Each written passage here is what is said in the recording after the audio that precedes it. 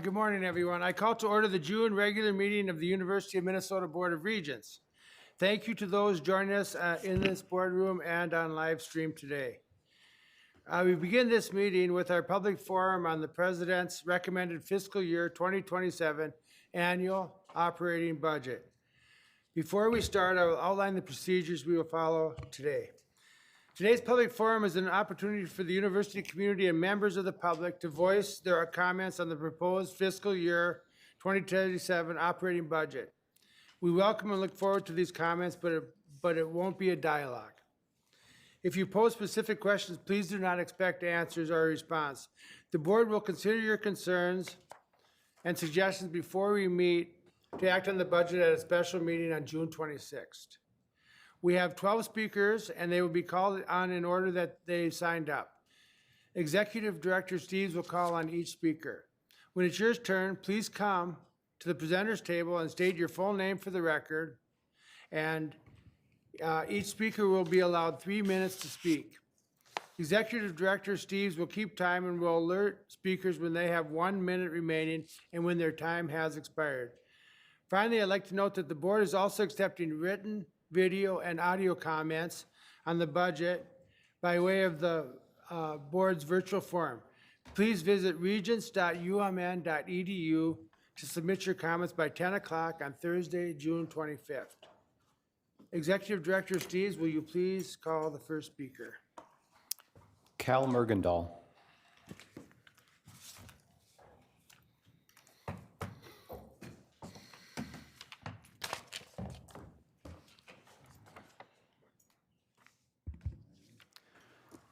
Good morning, Chair Hibsch, President Cunningham, members of the board. My name is Cal Mergendahl. I'm a chemistry PhD candidate, teaching assistant, and CSE student senator.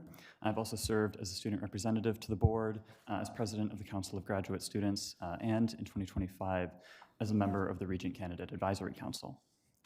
I'm here to give some context on what an across-the-board 3% budget cut will look like for my department. Every semester, thousands of students enroll in general and organic chemistry lab courses. The only manner in which it is economical for the university to deliver these courses is to hire dozens of teaching assistants, such as myself, to take on the countless hours needed to make these classes work. Unfortunately, compared to other expenses, TA budgets are relatively elastic, or so one might conclude from the fact that chemistry's TA budget is receiving a 20% cut from the college going into the fall. What will this look like? For one, Gen Chem TAs will now be responsible for 3 lab sections instead of 2, making them now responsible for supervising and grading 72 students per week on a 20-hour appointment. There is no way to make this increase happen without some compromise in quality of instruction. Content or assessments, or both, will need to be cut. TAs for this and other courses will only be allocated to duties that said courses absolutely cannot function without. As such, key support, student support measures will have to be eliminated. The new chemistry tutor room, a highlight of the $140 million Fraser Hall rebuild, will be mothballed after just 1 year because the department will no longer be able to afford to staff it. This will also impact our graduate enrollment, teaching assistantships, fund students like myself. As we cut TA positions, graduate enrollment will decline and our research output will suffer accordingly. And I assure you, chemistry is far from the only department that is facing challenges of this caliber. This is not a future that any of us should want to leave for those yet to come. Come fall, students across the system will be paying more for less, and they will wonder why they should not seek their education elsewhere, where comparable expense will net them substantially more pedagogical support. If this is not an outcome that you find desirable, it is your responsibility as regents to ensure that this administration places this institution's teaching mission where it belongs, at the heart of the university and at the core of its budget. Thank you.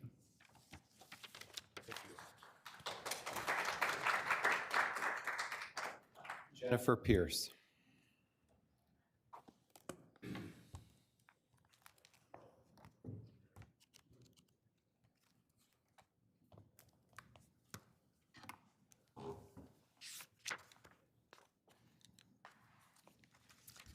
Good morning. My name is Jennifer Pierce. I'm a retired faculty member, and I am also a member of a new alumni group called Go for the Future. My concern today is about what's missing in the budget for the university. There's nothing in the budget to protect our vulnerable students from ICE in the next academic year. I believe that everyone here knows that during Operation Metro Surge on the Minnesota campus, vulnerable students were afraid to come to campus and go to class because ICE was everywhere. Well, you might say, if students were afraid, they could always take classes online. However, the administration did not require faculty to teach online as it did during the COVID pandemic. Faculty were given guidance from their colleges. In the College of Liberal Arts, my colleagues got to choose how they wanted to teach. That meant that during the height of the surge, your average student took some classes online and some classes in person. Vulnerable students typically did not go to class in person. What happens when students don't go to class in person? I have a colleague who taught her large lecture course both online and in person. Not surprisingly, most of the students who elected to take her class online were vulnerable students.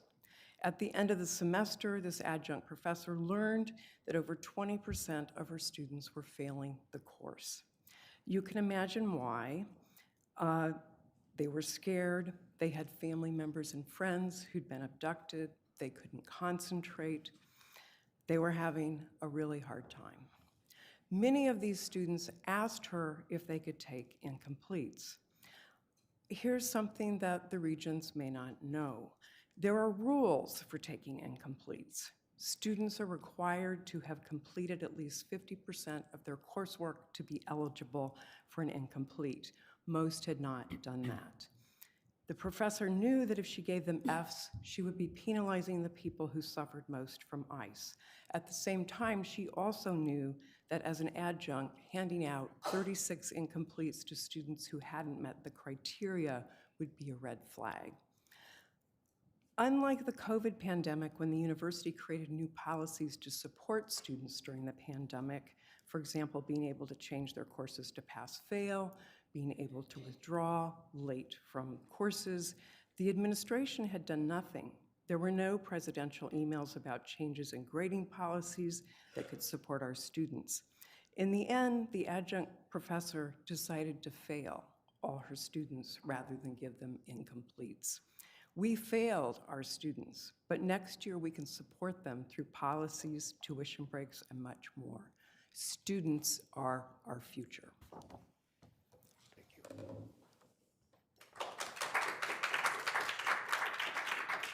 Kersey.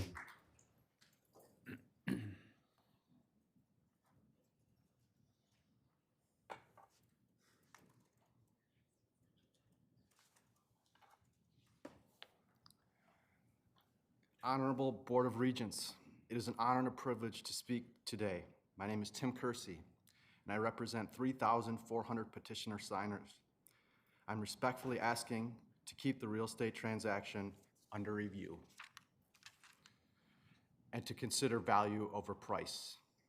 Les Bolstead Golf Course is an irreplaceable landscape made of peat moss, a carbon sink, mature trees, oak savanna, elms, pines, spanning 2 watersheds, and a sacred Native American history. A green space providing a place for connectedness to nature through recreation, exercise as medicine, evidence-based disease prevention by physical activity. Host to the GRIAC Invitational, the largest in the nation, hosting over 100,000 collegiate runners. The Minnesota Cross Country host site for the state meet, which brought in $100,000 last year. It's also a venue for high school cross-country ski meets. For golf, it is the #1 ranked course set to close in the nation as ranked by Golf Pass. Please consider 3,400 people have signed this petition versus the Save the Boundary Waters petition, which has 324 signatures. We're getting more organized and opposed to this plan. Please consider the public event co-hosted by Falcon Heights was a survey on how much development was wanted. The option with the least development was overwhelmingly the number one choice. No development, it was not a choice. After over 100 years, that is why I'm here. Please consider a U of M horticulture professor called Bolstead a valuable site, and 2 studies have just concluded. A USDA turfgrass winter kill study, another examined how floral diversity impacts pollinators. Please consider how long this will take. But there is a solution if you choose to dispose. Second Swing offered to build a clubhouse and fix the irrigation system. Toro was another interested party. Three Rivers Park District, another. After over a century of stewardship, an apocalyptic scene is not hyperbole. All of the trees and soil gone due to the level of soil contamination. From 140 acres of a land grant institution without any legitimate public input. Please, honorable board, consider value over price. We are scared. We are unified. We are here to stay. And we are here to help the university make the right decision. Thank you.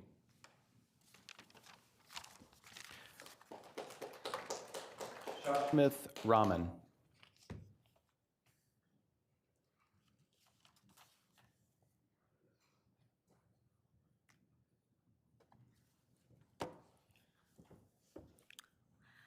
Hello, my name is Shushmith Raman. I am a former student and a current member of Students for a Democratic Society. Tuition keeps rising, but I'm not understanding what students are actually paying for. For the past several years, the university has seen an incredible increase in student enrollment, but despite that, classes and support services continue to be cut. This week, the Disability Resource Center got to present at the Minnesota Association on Higher Education and Disabilities Summer Conference. They shared the new and creative ways the DRC has found to support students and support one another. As one of the largest and most comprehensive resource centers among public universities, the DRC should be a source of pride for all of us. However, as the DRC has risen to meet increasing need, staffing has stayed stagnant. Positions are combined or removed, and employees are forced to juggle the work of 2 or 3 people entirely by themselves. I would like to remind this body that disability accommodations are required by law, and that shorting the DRC staff favors no one. It's not uncommon for employees to proctor 250 exams a day during finals week. When services are spread so thin, student needs are not getting met. This isn't an isolated issue. Across the university, essential student support positions are stagnating, if not being cut outright. University employees are forced to rise to the challenges of record enrollment while being underpaid and overworked. The Teamster strike last fall should have served as a sobering reminder of who truly makes the university run, but instead of minding the countless workers who are critical to the university function, the board and administration chooses to keep inflating their paychecks. I would also be amiss not to mention one of the most pressing issues among the DRC, the ridiculous security protocols surrounding these meetings. Every year, students face delays and unnecessary stressors added to their finals because the board cannot be conscientious about sharing a building. Even moving the security screening upstairs would be a drastic improvement for the poor students trying to receive services or the staff providing them. I yield my time.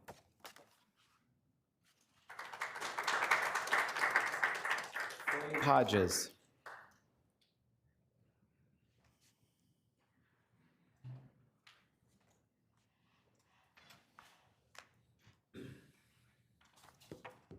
Good morning. My name is Faye Hodges. I'm a current student in the College of Education and Human Development studying elementary education with an intention to go into our accelerated master's program in that college. I'm here today to echo a lot of what's already been said.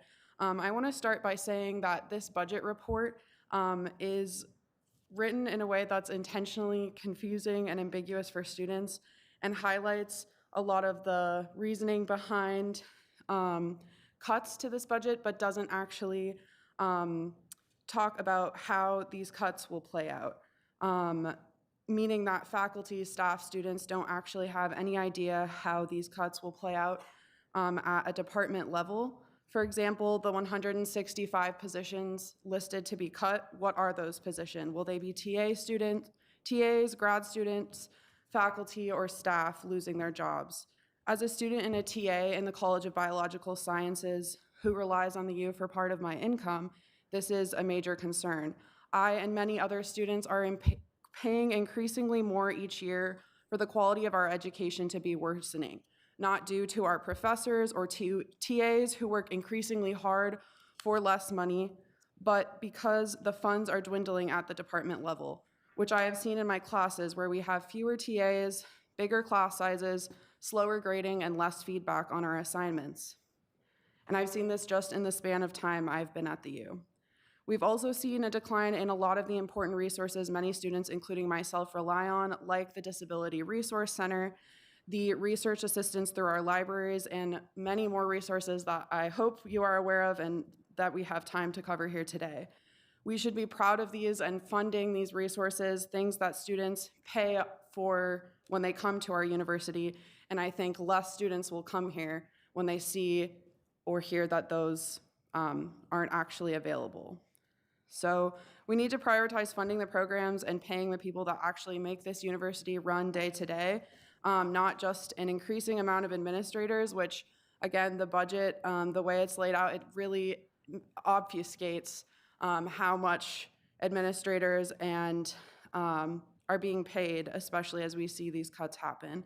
Lastly, I want to echo that it's increasingly important that we prioritize funding for our academic departments and resources for students while we all navigate a landscape where cuts at the federal level mean fewer research grants, worsening financial aid and loan opportunities for students, and job opportunities for us to pay for our tuition while we're in school and afterwards.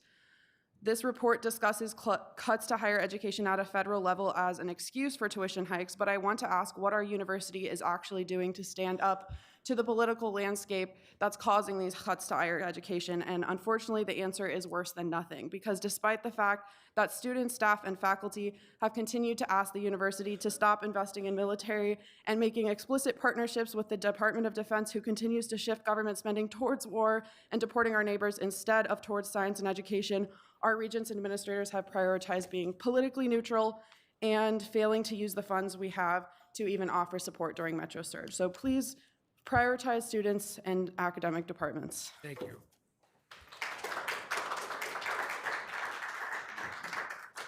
Eric Daig.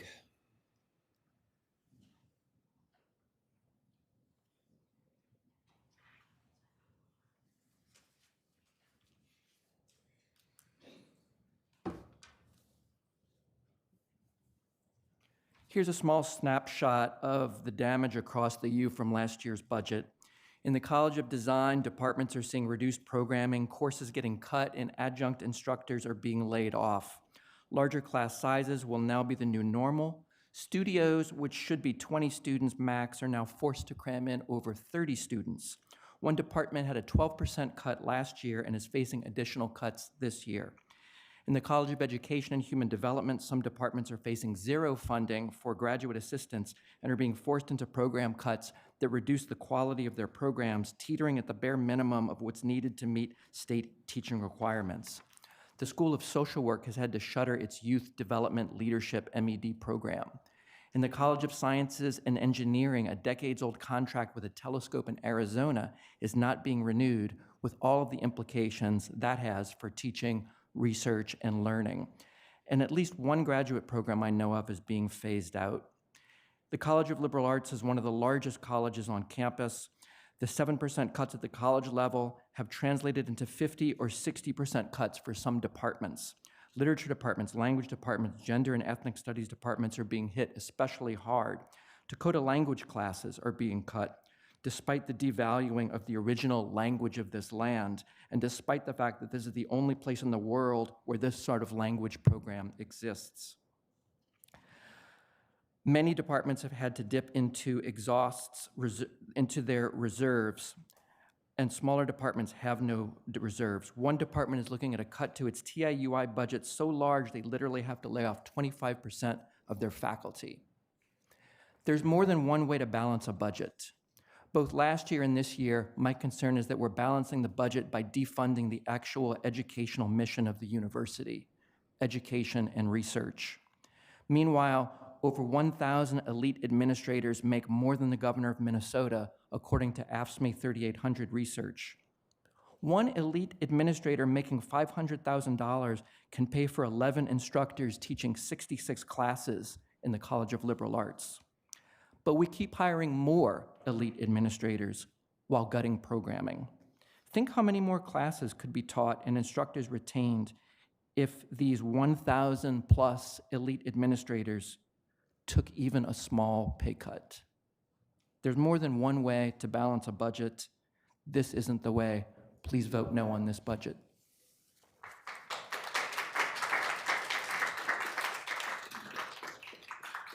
Julie Nguyen.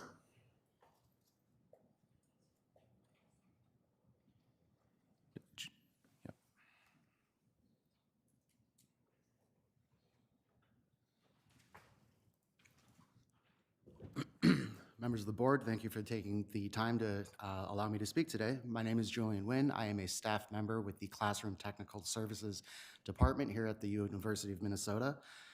My team was recently informed that the decision was made to close CTS entirely as a department. I believe it's worth noting the fact that myself and my colleagues built the very room that we are meeting in today. Every monitor, projection screen, microphone, and control surface in this room was implemented and designed by us. And I'd like to talk about the fact that the university has maintained a central audiovisual team for over 60 years. CTS is a core part of how this institution has supported teaching, research, and public events for decades. Eliminating us is not trimming a budget concern. It would be removing infrastructure that's been woven into the fabric of the university's operations for as long as most of us can remember. Without CTS, departments will face meaningful delays in any spaces experiencing AV technology issues, which will also directly negatively impact student learning. These departments will also face challenges in sourcing, updating, and implementing new AV technologies because they will be forced to go to outside vendors. Additionally, I'd also like for you guys to consider the fact that we would become the only Big Ten institution without a central AV team. That would put us at a competitive disadvantage when it comes to supporting large lecture halls, hosting major events, recruiting faculty who expect modern classroom technology, and simply keeping pace with the basic operational standards of our peer institutions. We would be an outlier and not in a good way. I also would like to remark on the fact that Classroom Technical Services is not a budgeted department. We are an internal service organization. We generate our own revenue. Our salaries and our operating costs are covered entirely by that revenue that we generate. At the end of every fiscal year, we are at a zero budget. And to speak more to that, when we came back from COVID, we had a $4 million debt. We have actually cut that debt down to $1.7 million. With the closure of CTS, I believe that that debt will be inherited by the Office of Classroom Management, incurring more costs to the university. In conclusion, I would like for the board to weigh these facts. We are a longstanding part of the university's history. We are essential to remaining competitive with our Big Ten peers, and we cost the university nothing extra to keep running. Closing this department will not solve a budget problem. It will only create new ones for every department and classroom that relies on us. Thank you.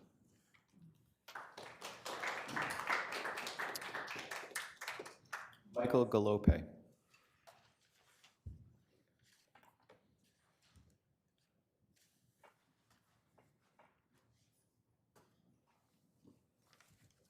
Hello, nice to see you all. First of all, can I just say, could we have more of this? Can we have more and real dialogue and collaboration? I think we have a communication problem at the university. We have a massive morale problem, and we have a trust problem. And I think budgeting is a big part of it. We've had 2 years of Doge-style cuts. These reallocations to the college, this system for 10 years is designed to do like 1-2% cuts. So you sacrifice little programs here and there, 7%, 3 to 5%, this becomes existential. So I don't want to repeat some of the things that have been said, but we are kind of in mission decline right now because of this budgeting. We have no visibility initially about what's going on with these cuts. So I did surveys. I'm chairing the CLA assembly right now. I surveyed all the departments. How are we managing these cuts? We're cutting classes that are fully enrolled. So we could tell ourselves, oh, this is painful. We're getting rid of programs that are not enrolling. No, we're cutting classes that are fully enrolled. We're increasing class sizes. We have brilliant faculty. They can't teach their expertise. Our grad program in our department, we only accept 5 to 10% of our of the people that apply to our departments, and it's a successful program. And yet, we are at the bare minimum for headcount. At this point, many programs in CLA are at the verge of extinction. So we're going to lose ratings. We cannot cut the budget like this without visibility and collaboration. We need visibility, we need transparency, we need collaboration. But what it feels like at the department level, and at the level, I'm chairing my department, Cultural Studies and Comparative Literature. We teach 3,000 students a year. I manage 50 employees.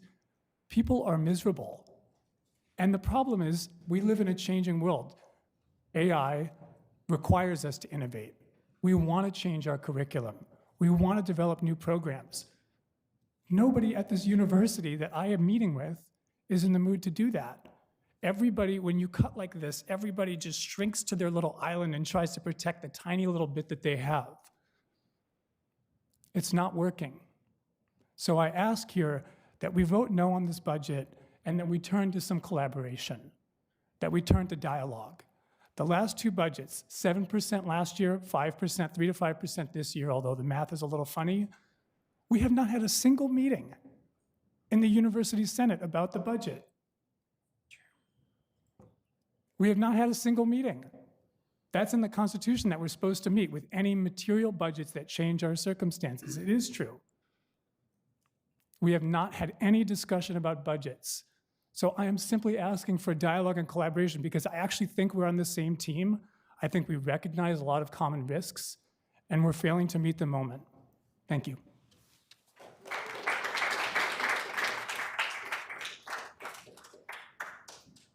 Emil Chu.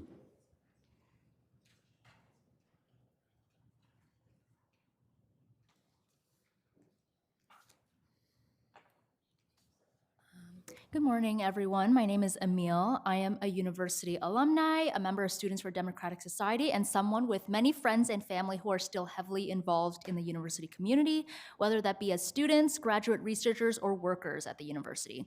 I'm concerned about the contradiction between continued increases to student tuition and the lack of material benefits from this increase being carried back to students and community members. There's a lot of talk in this budget about how costs are constantly going up and the need to decrease operations and maintenance to balance that. This expenditure, however, is the one that will most heavily affect the experience of the true constituents of this university. This includes not just the costs required to hire teaching assistants and faculty, but operating staff for the different offices at the university that contribute to student and academic life, as well as union staff that work to keep campus hospitable and a place students will want to be in. Just this past year, the university faced protracted struggles and public scrutiny due to their frankly abhorrent response to calls from their own unions to agree to the bare minimum contracts that would allow our workers to live.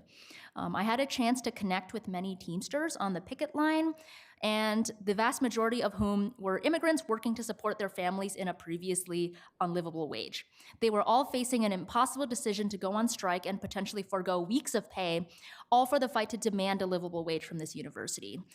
When the Teamsters went on strike, the university broke out every tactic in the book to break the picket, ranging from locking striking workers out of buildings so they can't use bathrooms, extensively locking down streets in front of picket lines with police cars and road cones to reduce the chances of passerby seeing the pickets, to sicking the university police on strikers and supporters on the picket line, one of such instances resulting in an elderly woman being pushed to the ground and having to receive treatment in the hospital for a head injury. Was this massive waste of money so important that it had to be spent during a time when you are already facing challenges in operating costs. Might I remind you, this university also dragged their feet when it came time to approve the contract for the clerical workers who were facing equally unfavorable terms in their contract. The workers of this university, as demonstrated by the strike and the massive popularity it showed with students, faculty, and members of the wider community alike, are essential to the functioning of this university and should be treated with just as much respect and dignity as anyone. This budget does not respect the time, labor, or money of the many people beyond the administrator's room that make up this university. And if you treated the Teamsters like that last year, who knows how you're going to treat the workers of this university in the future. Quite frankly, if you can't directly improve the lives and education of your students, you have no right to ask them for more money. If you can't provide your workers with a living wage, you don't deserve to hire and employ them. The truth behind any institution lays in where its money goes, and if the university wants to claim that it is an academic institution for students, workers, and faculty, its money should reflect that. Thank you.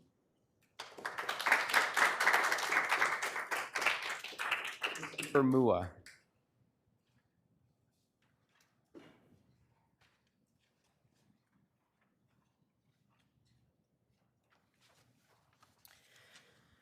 Good morning. I am Christopher Mua, a current student in the College of Science and Engineering. On page 52, the executive summary states that the university will lose roughly $25 to $30 million in purchasing power from inflation and other factors. Yet, the proposed budget calls for cutting $44.2 million from university academia, leading to the estimated firing of 165 educators and support staff. This is in addition to another $44.4 million in program and scope reduction.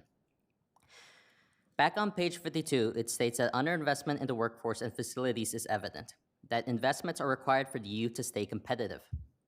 How does the budget reconcile these two opposing standpoints, arguing that investment in academia is required, but using academia as the main piggy bank for university cuts? The U plans on increasing student costs by about a median of $1,339 the next academic year, which should result in a rough increase of $77.5 million, which could be used to save various positions across the university. Why is this not being done? We don't need a new $126 million St. Paul Campus Center. We need a competitive education.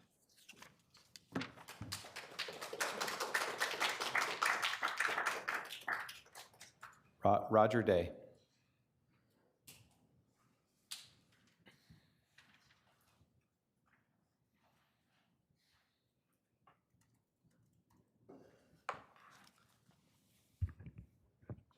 Good morning. I've got a disability that's a combination of mental and physical, and it makes it hard for me to speak, actually, when I'm in this kind of a intense situation. And my name is Roger Day, MD.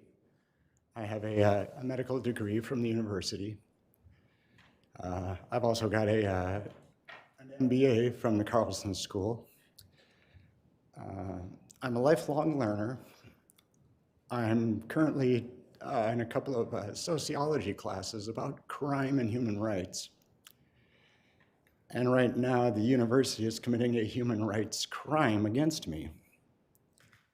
I'm not getting a disability accommodation here today because my rights are being violated by the Disability Resource Center. The Disability Resource Center is a great place if you're not a person suffering from whistleblower retaliation. Because I'm blowing the whistle on the university, the Disability Resource Center is driving me out and telling me that I'm a trespasser if I seek accommodation. It's outrageous. But all of that is kind of a side story and a back story, top story. The real problem is fraud. So I'm a fraud whistleblower, and the fraud that I am blowing the whistle on is the Herschlader-Rotenberg fraud. And so my one question for you today is, do you know about the Herschlader-Rotenberg fraud? And I know that you don't. the names Herschlater and Rotenberg, those are two lawyers.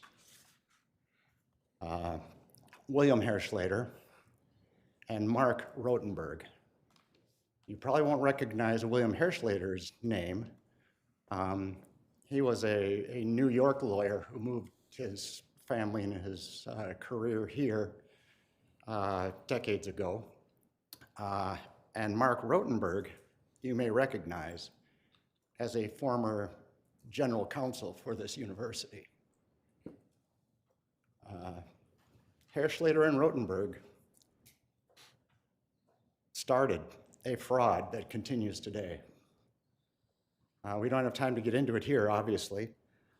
I've supplied you with a transcript from a hearing 3 years ago in the State Department of Administration where I was challenging data, right? In the matter of the appeal that certain data about Roger Day are accurate and or complete. So I was bringing this fraud to the attention of the state. It is, again, it's data that are fraudulent. Okay, I'm Data. sorry, your time is up. And so Thank you very I much. understand. So Yeah, I needed a appreciate your disability comments. accommodation. I'm sorry that you're not willing to grant it to me on the spot. Thank you. We do need extra time. This has been supplied to you. Please come to me with questions. Thank you. Please come ask me what this fraud is and let me guide you to all of the answers. Thank you. Thank you.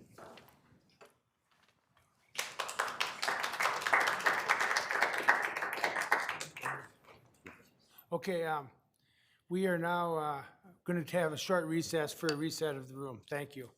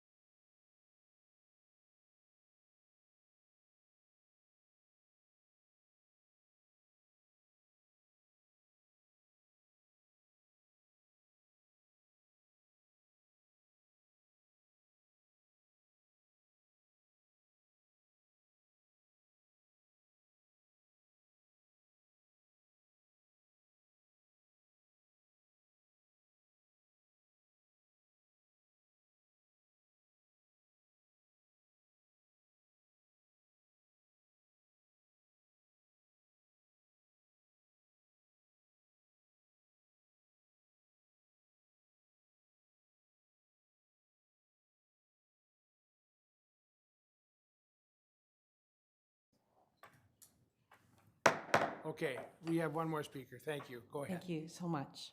So my name is Christina Gallup. I am current president of the faculty union at UMD. And I wanted to speak to you about a couple things. Apologies for the baseball cap, but the fluorescent lights give me migraines, so that's why I'm wearing it all the time.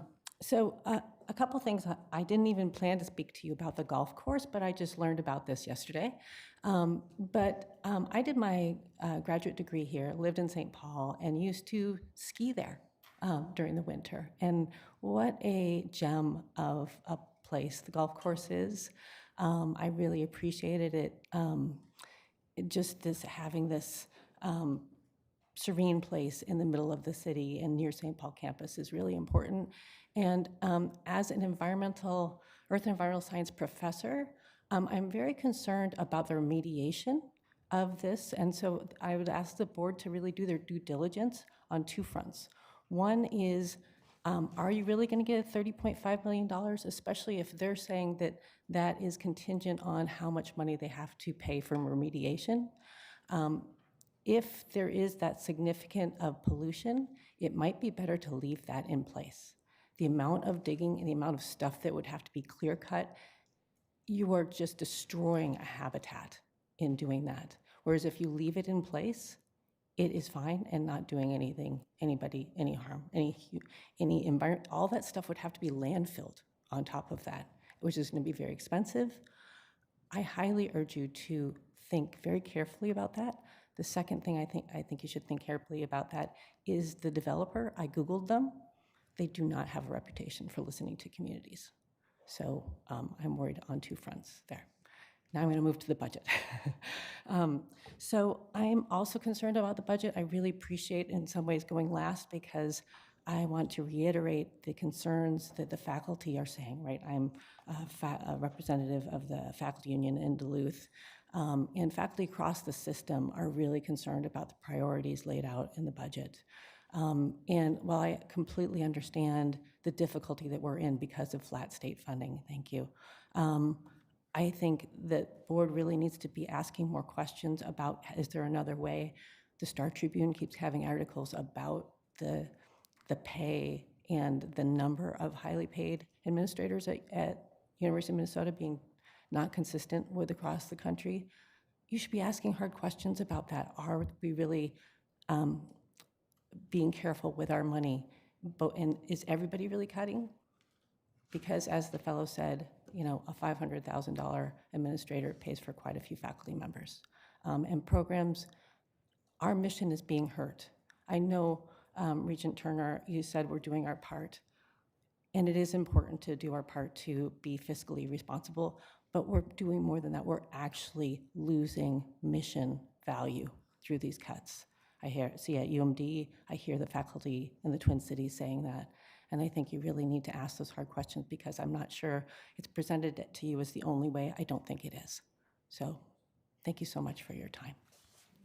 Thank you. Okay, now we will take a short recess, 10 minutes. So thank you.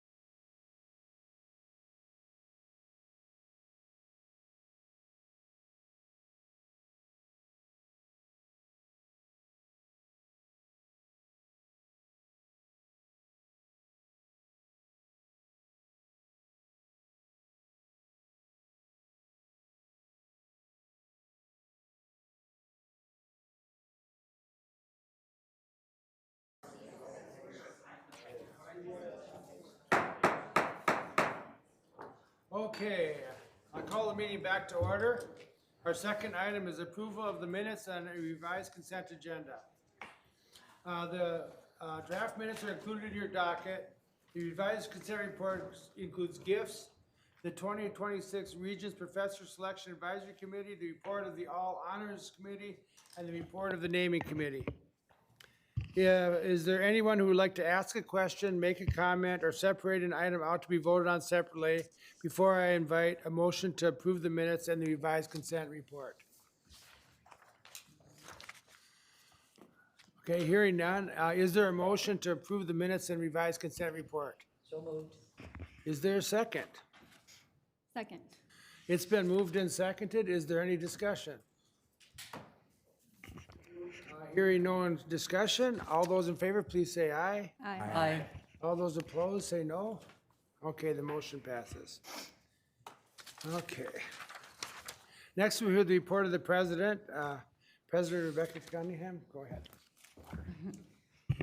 Thank you, Chair Hipsch, and I want to offer my sincere thanks for all of the commenters today. Your input is valuable also for everyone who wrote in online or sends messages to us. We very much appreciate the feedback and input as we work together on difficult decisions. Well, for today, we have officially crossed the finish line to the 25-26 academic year, and I want to begin by expressing my deepest gratitude to our faculty and staff all across the university.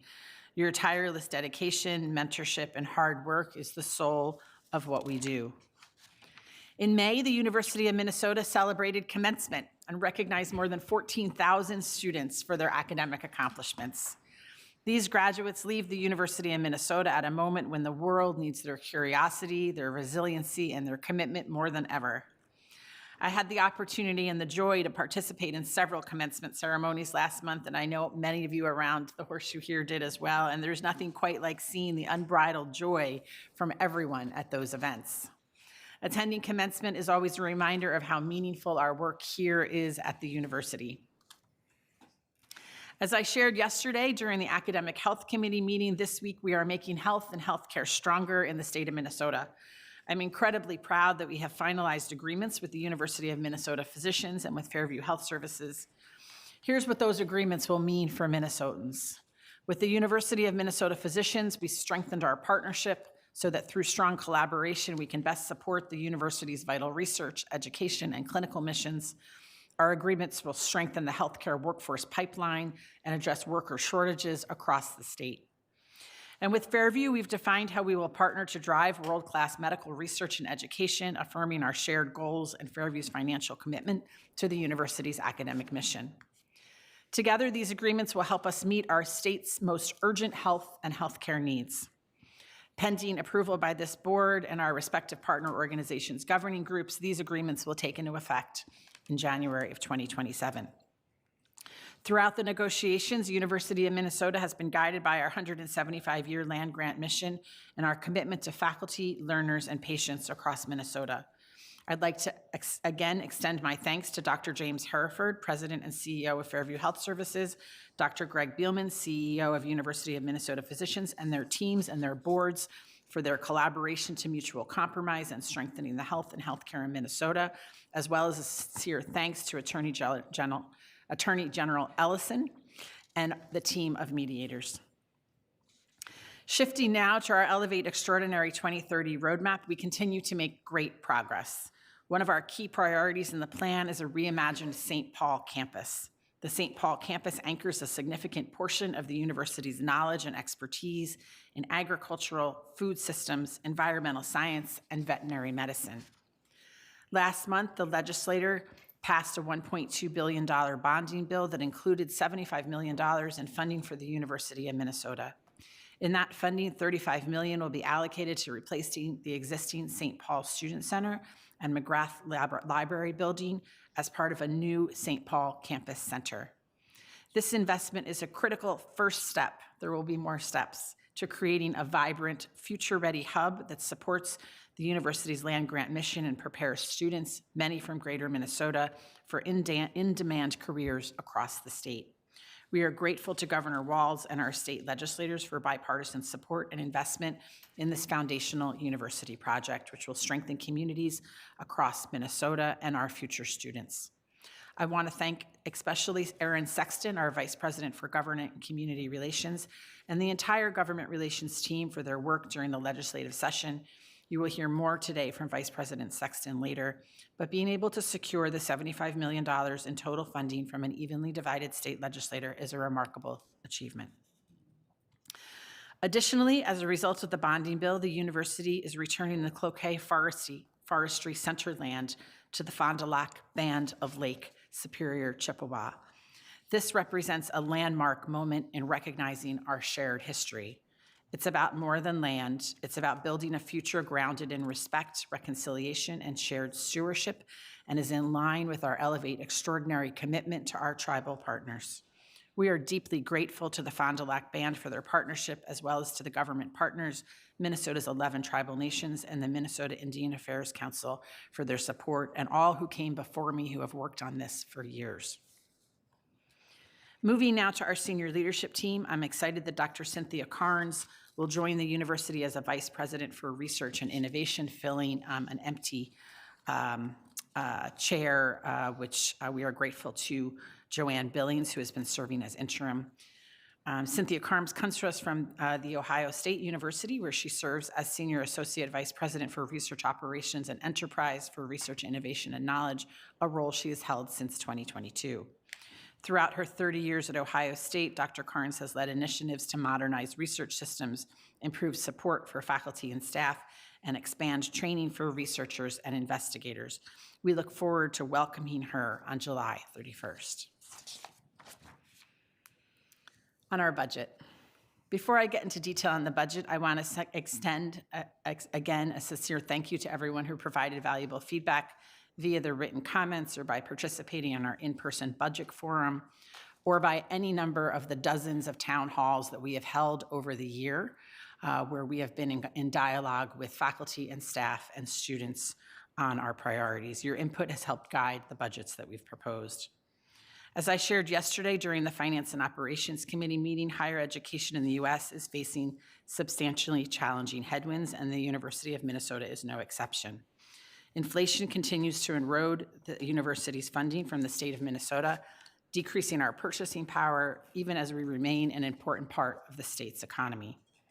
With a flat or declining state funding, decreasing federal funding, rising healthcare costs, and rising inflation, we are seeing, and this is just a snapshot of the headwinds, $25 to $30 million reduction in purchasing power and $25 additional million in increased pharmacy costs with our insurance program for FY27. Think about things like GLP-1s. Our organization is not immune. 10 years ago, the state provided 16% of our operations and maintenance funding to the university. Today, that number sits at 13%. I also want to encourage everyone who actively spoke today to become active in providing your input and feedback to our state legislators. In the face of all these headwinds, we're taking critical steps to meet the moment. The budget we have proposed is balanced and is a true reflection of our values and our land-grant mission. We had to make cuts to our budget last year. Those cuts, in terms of questions that were asked on how they get decided by the deans of the units in conjunction with consultation they do within their own schools. We had to make cuts last year to balance this budget and this year, and we will need to continue to prioritize and focus our resources. Importantly, we remain still one of the most affordable options for Minnesota students, and one of our values in our budget this year was maintaining a tuition rate that was somewhere near inflation. Inflation is quite a moving target at this point, and so it's actually this tuition rate that we've proposed is below what came out yesterday as a 4.2 inflation rate. We're committed to remaining accessible for our students at all income levels while we deliver a premier education that sets our students up for post-graduation success. Today, the cost of a University of Minnesota education, when adjusted for inflation, is lower than it was a decade ago. We also remain committed to supporting and investing in our talented faculty and staff by offering fair and competitive compensation.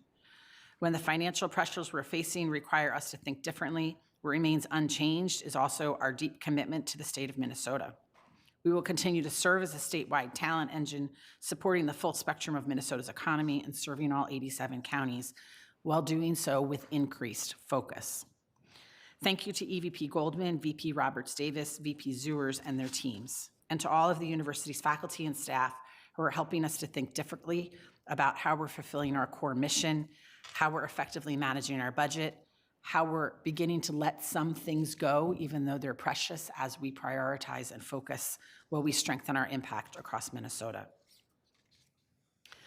Last week, moving topics, Provost Gretchen Ritter and I hosted an event called Next, Extraordinary Learning and Leadership. We convened university leaders from across our 5 campuses, both academic and non-academic units, as one university leadership team to discuss the future of our academic mission, our shared responsibility for coming together as one university, our recent successes, and to discuss our future. I want to thank everyone who joined that event. It was great to see everybody collaborating and imagining what the University of Minnesota can do and achieve in the years ahead when we work together. I want to show you just a short video from that event.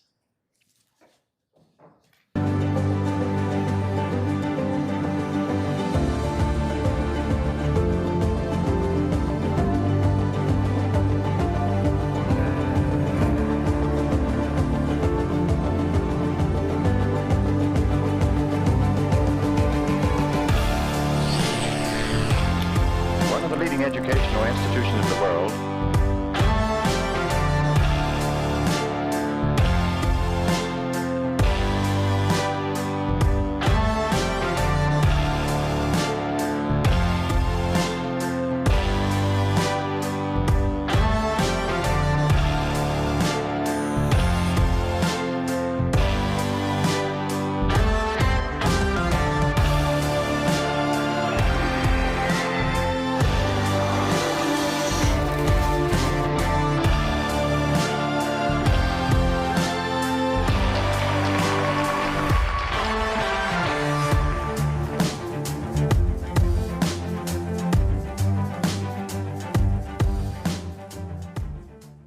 Thank you to the Marcom team for that. Wrapping up here, finally, while campus may be quieter during the summer months, our engagement across Minnesota never stops. Over the coming weeks, I am thrilled to be traveling throughout greater Minnesota to connect directly with the communities we serve. My summer travels will take me to the county fairs in East Otter Tail, Pine, Stevens, Dakota, and Steele counties. I'm getting close to having gotten to every one, folks. I'm looking forward to hitting the road, spending time in these communities, and meeting with so many of our alumni, current students, and the next generation of University of Minnesota alumni. Thank you, Chair Hipsch, and that concludes my report. Thank you, President Cunningham. Turning to my report, I would like to highlight a few ways in which my fellow board members have been engaged across the system since our April meeting. Several Regents joined our newest board members as they completed onboarding visits to each campus where they met with faculty, staff, students, toured facilities. And I wanted to express the board's appreciation to all the partners across each of the campuses for helping make those visits happen, and to everyone within our university community who participated in making these visits meaningful and provided such a warm welcome. Thank you. On May 5th, the board participated in an active learning day focused on a day in the life of a student here on the Twin Cities campus. To learn about the many ways our students are supported, we visited RecWell, One-Stop Student Services, and CLA Career Services. Then while touring Kaufman Memorial Student Union, Regents heard about student activities, clubs, and engagements, along with touring the Nutritious U Food Pantry. Then it was off to class, so to speak, where we spent time seeing and participating with students working in both geospatial research and journalism. For lunch, Regents joined students at Middlebrook Dining Hall after participating in a hands-on demonstrating with the Teaching Kitchen team. It was a great day and truly centered on us in the core of the university's mission. As President Cunningham shared, Regents also participated in commencement for the class of 2026 with the conferral of degrees at nearly 30 commencement ceremonies across the university. I know for many of us, getting to join our graduates and celebrating their accomplishments is one of the highlights of being a Regent each year. Once again, congratulations to the class of 2026, and we wish you all the best. This concludes my report, and let's continue with the agenda. Item number 5 is the receive and file reports, which includes the annual review of the president's delegations and the virtual forum comments. Please note those items in the docket materials. Next, General Counsel Peterson and Executive Director Steve will provide the annual required review of the Board of Regents policy, code of conduct for members of the Board of Regents. Executive Director Steves, please start us off, and then we will hear from General Counsel Peterson. Members of the board, it's always an honor to touch on this policy, in part because it's such a good reminder. You come to this board through a political process, but it's not a political board, and it's a big distinction. And you are, in fact, trustees, holders and keepers of this institution for future generations, people that you'll probably never meet. Will benefit from decisions you make. It's a high honor. It's also a heavy burden, I think. And I've witnessed many, many instances where regents struggle with the decisions before you. This policy is the board's way of articulating how the board carries out this work, this difficult, complicated work, and the standards by which you want to hold yourselves and you want to hold other regents in the future. And that's what this policy attempts to articulate. So that's just my brief introduction, but we'll turn it to the main event, which is General Counsel Peterson. Good morning. I have a few thoughts for your consideration, and I offer them respectfully. As I've said before this time of year, this code of conduct is more than just a set of rules. These principles, if lived well, convert into tone at the top, the university's culture, and ultimately your effectiveness as a board. You know, as Regent Turner commented about yesterday, this university is indeed a place of shared governance. This community observes how you live out these rules and the values beneath them. It shapes the respect accorded your resolutions and votes, and in the end determines your ability to lead and govern. The Code of Conduct, by its language, speaks in terms of keeping the welfare of the entire university paramount and spells out these fiduciary duties of care, loyalty, and obedience. But living out sort of those principles has sort of a number of dimensions, a few that I'll touch on. Two concepts for me, public service and humility. You're publicly elected. Your oath has you set aside personal interests and loyalties to particular constituencies. Humility. It does not mean meek. It recognizes that boldness and leadership comes with a respect for differing perspectives and an openness to administration and professional expertise. The public's interest is at stake. Another sort of concept for me when I look through those principles is collegiality. You're a group of 12. Collegiality does not mean agreement, but it does mean that your board actions, here are often more executive branch than legislative branch. So coordination and communication born of shared governance serves you well. And Regent Turner, maybe I can add sort of a corollary from your comment yesterday to these principles. This board does model shared governance, but also it's important that you model it on a timetable. So that's helpful. Another dimension, respect, and that's sort of respect for those that come to this table to advocate. They all care about this university. Your listening, your understanding, your genuine engagement will be rewarded by a return of respect for your judgment, even if it's not for the decision sought. Not always, but usually. So when you then look beyond sort of the fiduciary duties in the code of conduct, what you walk into in the document are conflict of interest procedures that call for you to take care to put your personal loyalties aside. You fill out financial disclosure statements that flag those loyalties. And as I do every year, I confirm publicly that I have reviewed your financial disclosure statements and find them in compliance with the Code of Conduct. This report also comes with a reminder to flag conflicts as they arise. My role is to provide counsel. Conflict issues are often gray. The remedy is often transparency, not necessarily recusal.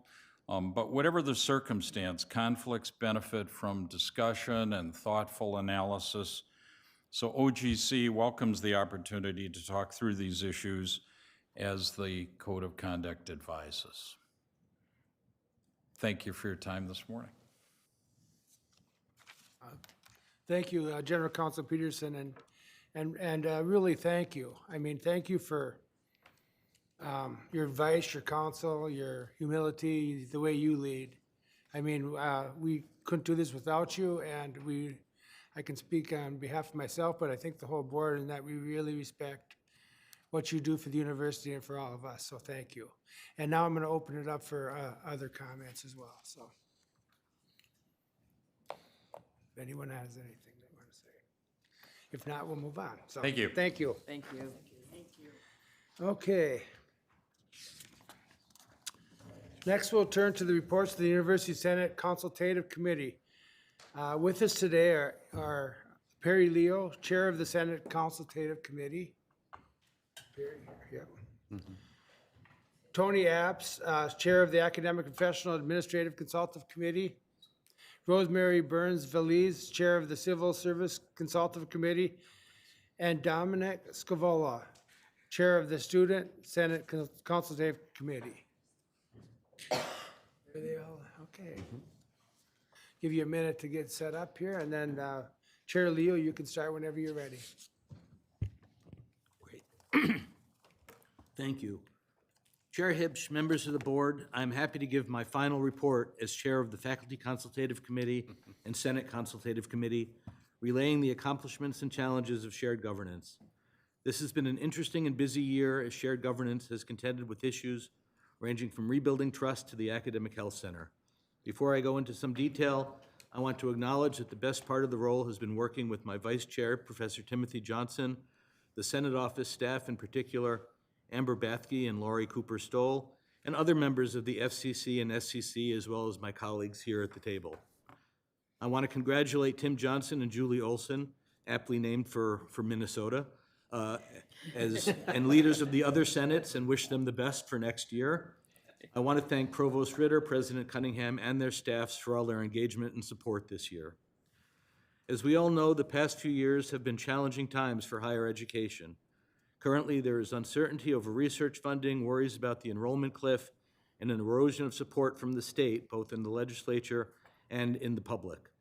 These challenges have been exacerbated by the current state of politics in the country, all wrapped up in the continuing fallout from the COVID-19 pandemic and its effects on higher ed, along with everything else. I also continue to believe that the best and only way to address these challenges is together, and that strong shared governance is crucial to doing so. As I said last December, I am grateful for the support of for university governance from the President, Provost, and Board of Regents. However, my gratitude for this support does not seem to be shared by many faculty, and so there has been more confrontation and mistrust rather than cooperation. There is, of course, going to be serious disagreement between faculty and administration on many issues. That in itself is not a bad thing, but there also has to be recognition that we have the same goal to make the U a better place, and also that the financial and structural challenges are real and significant. Given this, here are some of my thoughts on the issues that governance has taken up the past year. I emphasize that these are my opinions and recognize that many of my colleagues disagree. I also stress that I am not asking for specific actions, I'm just sharing my perspectives. First is budgets and strategic plan. The FCC has had multiple discussions about the strategic plan framework that the board adopted in November, as well as about the budget cuts over the last few years. While faculty appreciate that workforce reinvestment is part of the plan, I have yet, in my almost 40 years here, to see a strategic plan rollout that makes faculty leap with joy.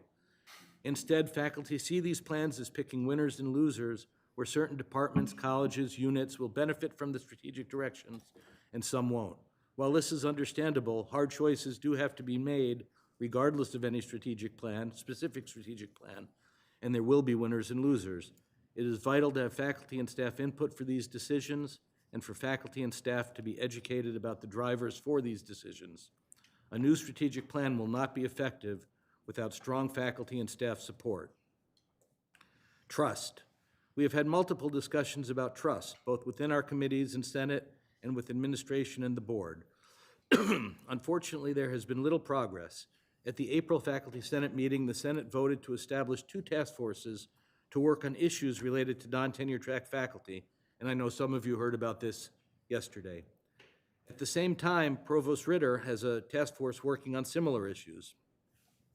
During the discussion, several senators explicitly said they didn't trust the Provost Committee, and I expect there are a large number of faculty who share this view.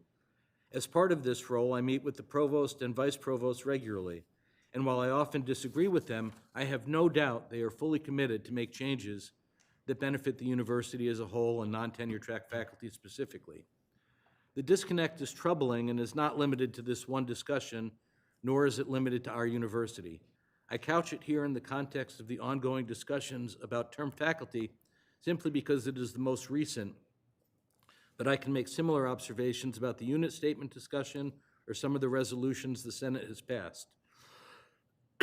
What people say in these discussions are often not consistent with reality and lack the kind of rigor we are supposed to represent. Academics deeply study issues and make informed and well-researched decisions. Our ability to do so without outside influence, our academic freedom, is a gift that we shouldn't take lightly. If we ourselves fail to seriously think through our actions and instead follow the trend of only believing what we want to believe and listening only to those we agree with, how can we expect anyone to take us seriously? In my mind, the loss of trust and respect for higher education is in many ways our own problem. Politics in the university. Many of the issues above reflect the increasing tribalism of our politics. I very much regret that these days everything is viewed in the framework of politics, and especially us versus them politics. In the case of faculty governance, there are different sides. One side takes an expansive view of academic freedom, has an innate distrust of administration, and takes a progressive view on most issues facing the U, while the other side aims to work with administration and takes a less expansive view of academic freedom that is strongly tied to scholarly work. And I note that I am not trying to hide my preferences here. I also note that Senate discussions and votes have reflected the power of the first group, as faculty senators are more likely to vote on proposals brought by other faculty and are distrustful of anything supported by the administration. Whether this reflects the faculty as a whole is an important question. So what can we do? While faculty and university governance is active and robust at the U, it would benefit from more people participating or at least engaging with the process. The Faculty Senate has 155 senators, and the FCC has 16 members. According to institutional data and reporting, there are 4,923 faculty members system-wide, and this number likely doesn't include faculty-like P&A positions that are eligible for the Senate. In many ways, the people who run for Senate and who apply for Senate committees are self-selecting. They have specific goals they want to achieve, and the Senate is a path to do that. The vast majority of faculty are consumed by their research and teaching and pay little attention to anything else. For example, there were 2,152 faculty eligible to vote in the recent FCC election, and about 726 actually voted. To give another example, if you look at the recent vote on establishing task forces related to term faculty, it passed 89-11, with 55 senators not attending the meeting or not voting on the resolution. Is it a solid win that needs to be acted on? Of course, showing up has its privileges. Is it a mandate? Of the 100 people who voted, sure. Overall, though, it is only one data point that should be considered as we navigate these extremely complicated waters. So how do we get people to participate? More broadly, how do we foster a culture of service at the U where service is rewarded and not viewed as punishment for a small research program or bad teaching? Tim Johnson and I had an interesting conversation with President Cunningham about service and finding people to chair Senate committees.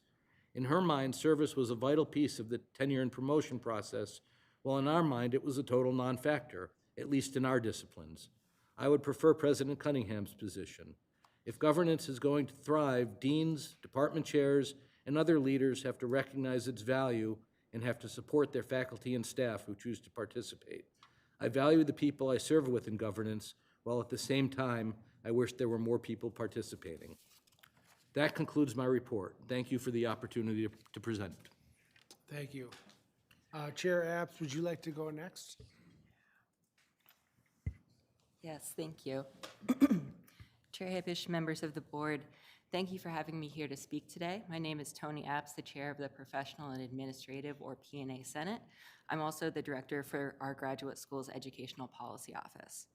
I'm here today representing more than 7,700 P&A employees across the University of Minnesota's campuses and extension.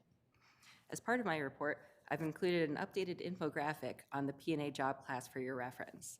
This infographic gives you a visual representation of the diversity of appointments within our job class and highlights the work of several talented P&A employees who represent the mission-critical work being performed by our constituents. I'll briefly share a few highlights. In fall 25, P&A employees taught 32% of students enrolled in courses system-wide.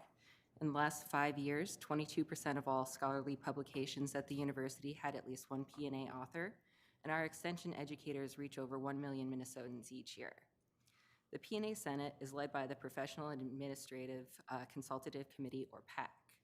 This last year, PAC leadership has worked to expand our reach and connect with key partners to better support our constituents. The Outreach Subcommittee is focused on supporting our internal elections and ensuring that P&A seats on university-wide committees are filled. The Communications Subcommittee focused on managing our newsletters, updating our infographic, and improving accessibility of our documents and materials in compliance with federal law.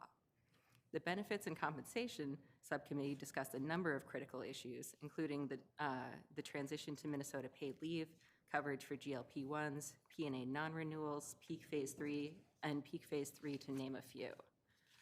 Finally, our Professional Development and Enrichment Subcommittee's policy pop-up events have continued to be our most popular offering, with hundreds of attendees at each session. This year, they hosted topics on navigating time away, having constructive dialogues, preventing research misconduct, and the Office of Conflict Resolution. Participation in our events also qualifies employees for points towards the university's wellness program. Additionally, in the last year, our chair-elect, Molly Benzik, formed an awards and nominations working group which successfully nominated 2 P&A employees for awards at our institution. Whitney Taha Frakes, former chair of the P&A Senate, was awarded the Vicki R. Courtney Award for Outstanding Service to University Senate Governance, and Nancy Sims, University Parliamentarian, was awarded the President's Award for Outstanding Service. We greatly appreciate the hard work of this group, and beginning next fall, this working group will permanently be incorporated into the charge of our outreach subcommittee. One issue of particular interest to P&A Senate and our constituents has been the ongoing conversations around those staff members in so-called faculty-like roles, including contract faculty, lecturers, and teaching specialists. While this is a complex issue, I'll briefly highlight 2 concerns brought forward by affected P&A staff. First, there are a number of individuals doing the work of faculty while not being equally recognized for this work. While their position may be identical to a faculty member in another department, their job title, compensation, and even rights within the department may be totally different. Second, many P&A faculty are not employed on continuous appointments, such as those employed for more than 7 years, or 7 or more years. This meant that last September, there were several employees whose contracts had expired and had not yet been renewed at the start of fall term, but nevertheless, these employees instructed our students during this period, even though they were not guaranteed to be renewed. This is a burden we shouldn't be asking our employees to bear. PAC conducted an unofficial vote of Senate members to gauge support for the Academic Freedom and Tenure Report and subsequent recommendations. While neither side gained a majority of the vote, there was a slight preference, 47 to 42%, for supporting the recommendations of AF&T. However, members were deeply interested in learning more about the Provost Task Force on Contract Faculty, Lecturers, and Teaching Specialists before moving forward with AF&T's recommendations. I understand that Provost Ritter and Dr. Lewis recently presented on those findings. The two groups seem to be addressing different but equally critical elements of this work, with AF&T focused on addressing academic freedom concerns, and the Provost Task Force focused on finer details of these appointments, including how our policy translates into practice. I was very pleased to hear these recommendations included updates to the faculty appointment policy, which PAC has promoted throughout this process. In addition to closely following this work, the P&A Senate has a number of priorities and agenda items to return to next year, including AI and mental health, improving bereavement leave, accommodations for caregivers, including elder care, domestic partnership coverage, P&A and civil service representation on University Senate, continuing market refinement, and newly updated administrative job codes. We'll also be closely following the proposed St. Paul campus renovations and the progress of PEAK as we move into phase 4. Finally, I want to take a moment to say thank you to Provost Ritter and President Cunningham for their leadership and collaboration over the last year. Both took time to meet with our P&A Consultative Committee, and this was deeply appreciated. Ongoing efforts by President Cunningham and the University Senate Office to develop trust between our bodies have been challenging, but in some ways fruitful, and only serve to highlight that while we might not always agree with each other on the right path forward, we're all deeply committed to serving the mission of the University of Minnesota and ensuring the continued success of our students. Thank you for your time today. I'm happy to answer any questions. Thank you. Okay, next I'd like to call on Chair Burns-Velez, please. Hello, Chair Hips and members of the board. I'm happy to give my final report as the chair of the Civil Service Consultative Committee and Senate. Since my last report, the Civil Service Senate, the CSCC, and our 3 subcommittees have addressed critical university environment matters and proposed key administrative updates. Here's a summary of some of our actions. First of all, we've advocated as strongly as we're able to for earlier inclusion of the civil service representatives in policy development, University Senate motions and amendments. Late-stage consultation on governance documents has created a barrier to both inclusion of civil service voices and to critical evaluation of policy. Systematic bylaw changes are being explored, and we hope to ensure more civil service representation. Amber Bathke proposed several administrative changes to civil service governance to reflect improved efficiency due to technological advancements. Key proposals include shortening the nomination period for the Civil Service Senate from 1 month to 1 week. We can now collect things electronically. We don't have to run around and collect papers. We've shortened our election periods further, and we will automatically seat nominees when there are more open seats than candidates. We will allow the chair and chair-elect to serve in the Senate and the CSCC beyond the 6-year eligibility limit if it's needed to ensure experienced leadership during transitions. We've had some really great visits from university leadership, including President Cunningham at our February meeting, which was very much appreciated by our Civil Service Senate. And also Regent Joel Bergstrom attended our April CSCC meeting. He shared insights on how thorough the onboarding was for Regents, including visits to all the U of M campuses. And he highlighted the university's impact across all 87 counties via extension and 4-H programs. Paula Merrill from the Office of Human Resources joined our April meeting to clarify proposed changes to the in-range salary adjustment policy. One of our big highlights this year was professional development initiatives that were led by our chair-elect, Daryl Richard Lawrence. This spring, Daryl hosted a very successful professional development session focused on work delegation, which drew over 500 participants. And he scheduled a common read of Dear Committee members. Boy, I'm really like stumbling, please forgive me. A common read of Dear Committee Members, a novel by U of M faculty member Julie Schumacher. That's scheduled in August. In fall, we expect to have a session focused on utilizing library resources. Our last bit is our subcommittee reports. The Rules Subcommittee is collaborating with the Office of Human Resources to integrate Minnesota earned safe and sick time into our sick time rules. They're coordinating with the Office of Conflict Resolution to solidify understanding and alignment between our two groups. The Communications Subcommittee has successfully revived the Civil Service newsletter, which is now being delivered to all civil service employees via email every quarter. They are also working on contact lists to make it easier to connect with civil service employees across the university. The Compensation and Benefits Subcommittee is continuing a review of market adjustments, unit budgets, internal equity, and job mastery configurations for civil service staff. As the chair of the Civil Service Senate and the Civil Service Consultative Committee, I am honored to advocate for our members, and the civil service strives to make the university a better place for everybody. We really want to collaborate, and I thank you for this opportunity to share this spring report with you. Thank you. Thank you very much. And finally, I call on Chair Scavola, please. Thank you, Chair Hibbs, President Cunningham, and members of the board. I want to take a brief moment to thank all of my colleagues here, Chair Apps, Chair Leo, Chair Burns-Valiz. They've been wonderful to collaborate and work with in advocating for this university. And I want to thank you for including me here to share student voices with you. We represent over 50,000 students across all 5 campuses. And from my Vice Chair, Andy Cornitz, and Ranking Senator Sam Gruss, also a great shout out there. Let's also include the Senate staff. Can't forget Lori Cooper-Stoll and Donovan Laura that were integral to allowing us to do what we need to do in our advocacy.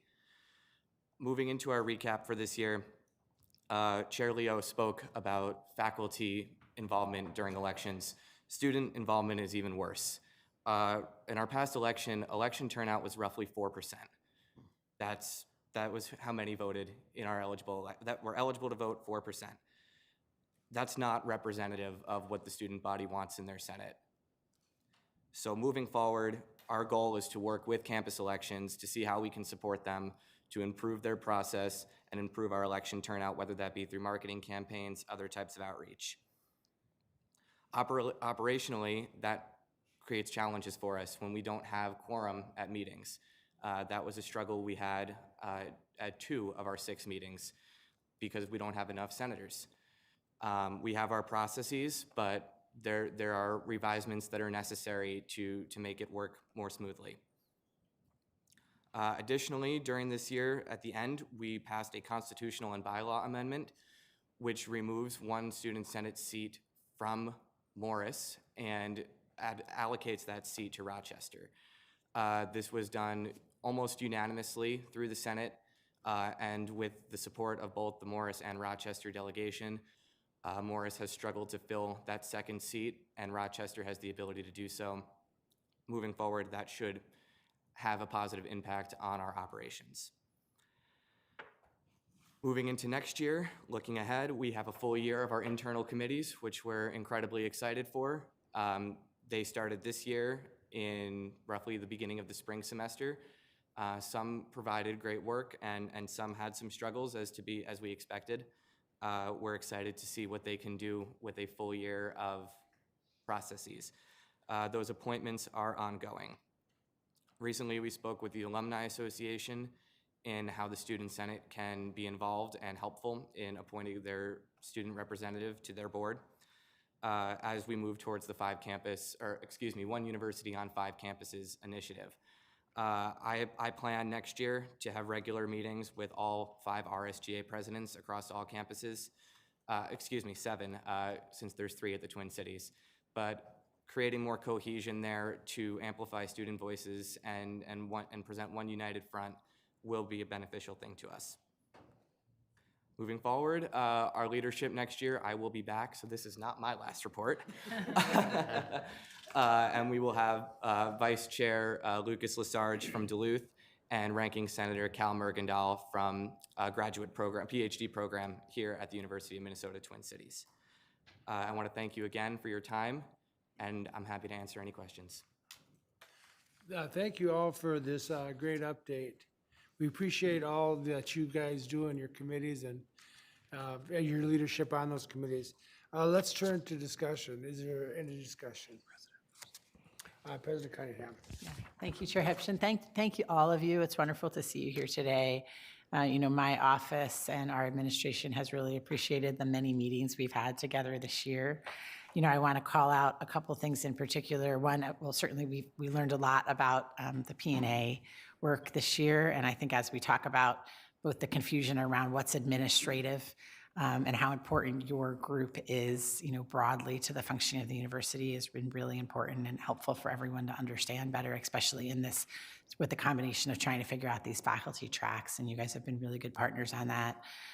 Professor Leo, we have faced together this year the national landscape of difficult issues between faculty bodies and the university, and although we've made some headway, we agree there's more work to be done there. We've really appreciated you and the FCC Leadership's WISE Council in our regular meetings as we work to rebuild that work to be done and find common ground towards our shared obstacles. I appreciate that on the civil service side, all the work that's been done, especially the work you guys have done internally and how you have worked to improve the mentorship and the professional development of our staff in civil service, which is so important. And then on the student side, I really want to give an extra call out. We did a lot of ad hoc meetings during the Metro Surge time. I was on the phone with you guys on Saturday and on Sunday during some of those most tragic moments. And with the regular meetings we were having in the weeks after that, bringing people together, you helped us change in real time the kind of information we were providing, what kind of even information we could put up daily in IT, what was of most concern to students. You helped us guide, the provost and I guide what we should be thinking about in terms of the full body students' needs in terms of online or hybrid work. And our very regular interaction during that time was really important. And you and your co-chair were just critical and honest and candid with us during that time. And we learned a lot from you, and I really appreciate it. So thank you all so much for your work and your many hours of volunteer time. Thank you, President. Regent Tad Johnson. Thank you, Chair Hipsch. I just want to associate myself with the President's remarks and thank you all for your service. I mean, you have your regular jobs and your work as a student and doing another thing on top of all of that, especially heading up an entity like you do, several of you do, is above and beyond the call of duty. So greatly appreciate the time you put in on all of that. I just want a clarification from Professor Leo. For faculty, you get evaluated on teaching and research and service. Were you saying that there are certain deans that don't recognize student senate time as service? Was it? Chair Hipsch, Regent Johnson, I think if you look, and the only 712 statement that I'm intimately familiar with is the one from my department in aerospace engineering mechanics. For the tenuring from assistant professor to associate professor with tenure, service is really a very minor part of that. For being promoted from associate professor to full professor, service is included, but that also includes professional service as well as university service. Okay. And second, just on a broader topic, when I talk to faculty senate folks and in your statement as well, there was kind of this underlying theme of mistrust between the faculty, the administration, and as a regent, I guess I just like to know what we can do to try to help ameliorate and fix that situation. We certainly want to build trust and with the faculty, the civil service, the students, everybody. And so if the panel has any recommendations on how we do that, I appreciate it. Chair Hipsch, Regent Johnson, I think as I think you heard earlier, communication, increased communication, improved communication is, I think, the best path to that. I mean, we don't have to agree on all the issues, but if we know why decisions are being made and hear the factors involved, I think that's absolutely the best path to increase trust. I mean, if everybody is part of the conversation in some way, I think that people can, disagree with the outcome, but still trust that the outcome was made in good faith. So I think that's the most important single thing that I can think of. Thank you. I don't know if there's anyone else wants to comment on that, but I would add that I absolutely agree that when we aren't communicated to or we're not part of the conversation, any group tends to distrust decisions that were made when they haven't had their voice heard. thank you. Thank you, Mr. Chairman. Thank you, Regent Johnson. Regent Bergstrom. Thank you, Chair Hipsch, and thanks to the four of you for your service, and also just your time here today. It was, I think, further to Regent Johnson's point, I for one believe you all make us better regents, but I also think what we can do, with our volunteer time, essentially like you, is try to be present more. And Chair Leo, you and I have chatted about that a bit. It was great to be with the civil service senators. And I, for one, am excited to do more of that because it was just in my first year very helpful to me to get the chance to interact with you all. So thank you for all you do. I look forward to more in the future. Thank you, Regent Bergstrom. Is there any other discussion? If not, President, Regent Mary Turner. Yeah, thanks. Thanks, Chair Hipsch. So just a few comments. I very much know what it's like to try to get information to every single member. I mean, I deal with that all the time with my nurses, okay?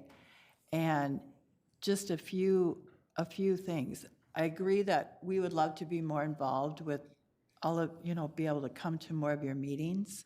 And maybe you guys do this, but it would be really helpful if we had that option, giving it to the board office when those dates are, and the invites and things like that, because, if I've got a few hours on my schedule that I could squeeze you in, I will do it, you know what I'm saying? Especially if a lot of you do it via Zoom. Do you do a lot of your calls via Zoom? So, I mean, I speak for me as a regent, but I think that would be very helpful if we had those invitations that were out there on a, not just a month by month, but if you've got your date set, that would be very helpful.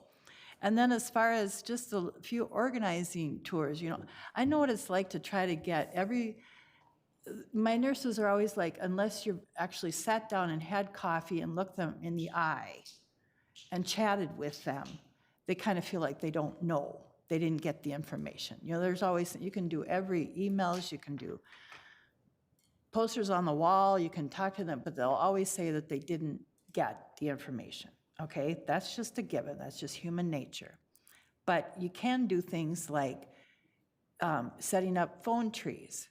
You know how you guys get all the information at the top, and then you need your second layer, and you need phone trees so that the information, you are responsible for 10 people, you're responsible, you know what I'm saying? That way, information, like even listening sessions, that we didn't hear about the listening sessions. If you could come up with ways to move that information through texting, et cetera, then people will at least, they can't say that they weren't informed. If you've got the proof that, no, you were part of a phone tree, I know so-and-so contacted you. I'm just saying, I'm just throwing things out there from an organizer point of view, that you all could be doing more organizing tactics to get your information out. So I'm not trying to yell at you about it, but I am saying I empathize with you, and these are some of the tactics that we've come up with. Thank you. Thank you, Regent Turner. Okay, President Cunningham, could you please join me at the podium?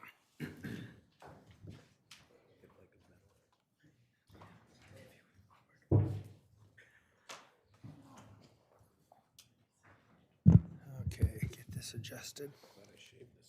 Okay, today we honor our University Senate Consultative Committee chairs for their service to the university. I will invite each of you to receive a certificate of recognition. The Regents greatly appreciate your exceptional dedication, service, and contributions. Once each of you have received your certificate, we'll welcome you to handshakes around the horseshoe. First, we'll start with Professor Leal.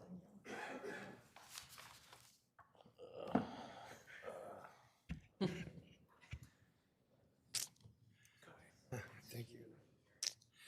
Professor Leo, Department Head of Aerospace Engineering and Mechanics, and current Chair of the Faculty Consultative Committee and the Senate Consultative Committee.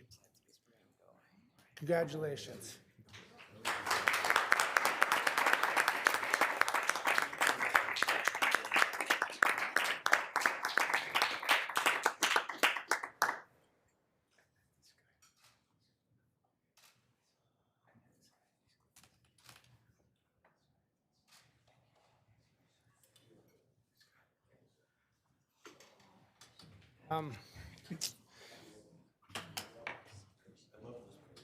Next, Ms. Abst, Director of the Graduate Education Policy Office and current Chair of the Professional Administrative Consultative Committee and the P&A Senate. Congratulations.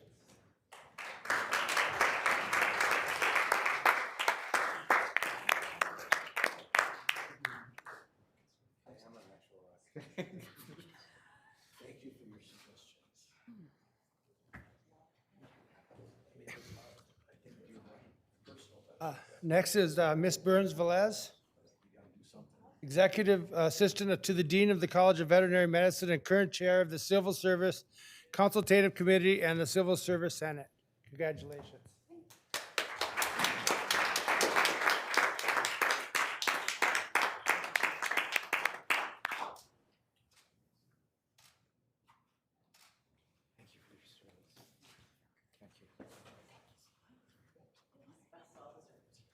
Thanks. And last but not least, Mr.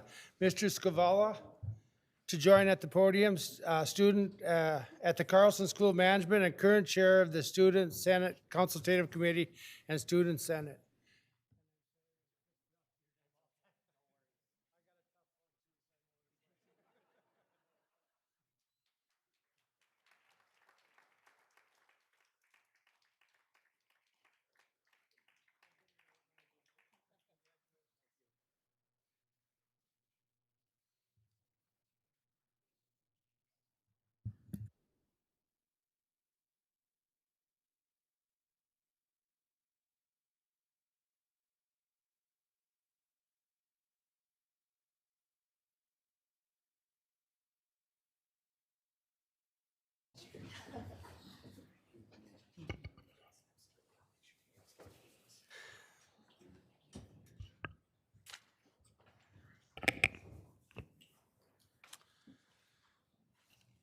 Okay, our next item will provide an overview of the 2026 legislative session outcomes.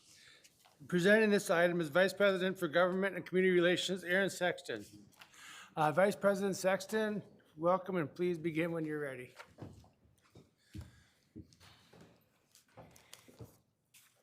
All right, thank you.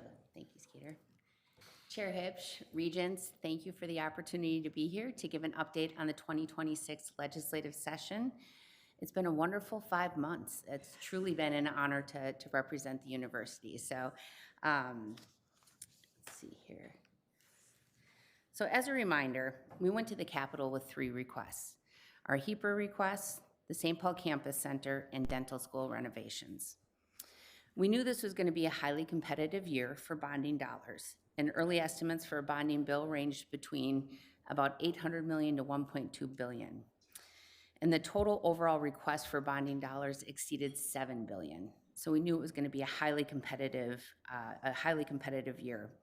Additionally, we're competing with many and the high demand for local and municipal projects this session, with legislators, of course, fighting hard to bring those dollars back to their own districts. On top of that, we were really in the midst of a politically complex environment, with an evenly divided House and a one-vote DFL majority in the Senate. So this made bipartisan compromise absolutely necessary. And in this day and age, we all know that's also quite difficult. On top of this, there was heightened security and, of course, raw emotions in the wake of political violence that happened just 1 year ago, and also Operation Metro Surge. And on top of this, we had a biennial surplus of $3.7 billion, but a projected structural imbalance in the out years. And of course, on top of all of this, we are in an election year with all 201 state legislative seats up for grabs and all statewide offices on the ballot in November. So as you can imagine, this looms large over everything at the Capitol. So on to the outcomes. So despite all of this, we were successful in getting funding for 2 of our 3 priorities. The university received $75 million from the $1.2 billion bonding bill that passed in the final hour of session. This included $40 million for our HEPA request, as well as $35 million for the St. Paul Campus Center. And of course, this is a major step in reinvigorating that whole campus. Additionally, we are very pleased at the final passage of language to return ownership of the Cloquet Forestry Center land to the Fond du Lac Band of Lake Superior, Chippewa. This, of course, has been a university priority, as the president noted, for a number of years, and an important milestone in our relationship with our tribal partners.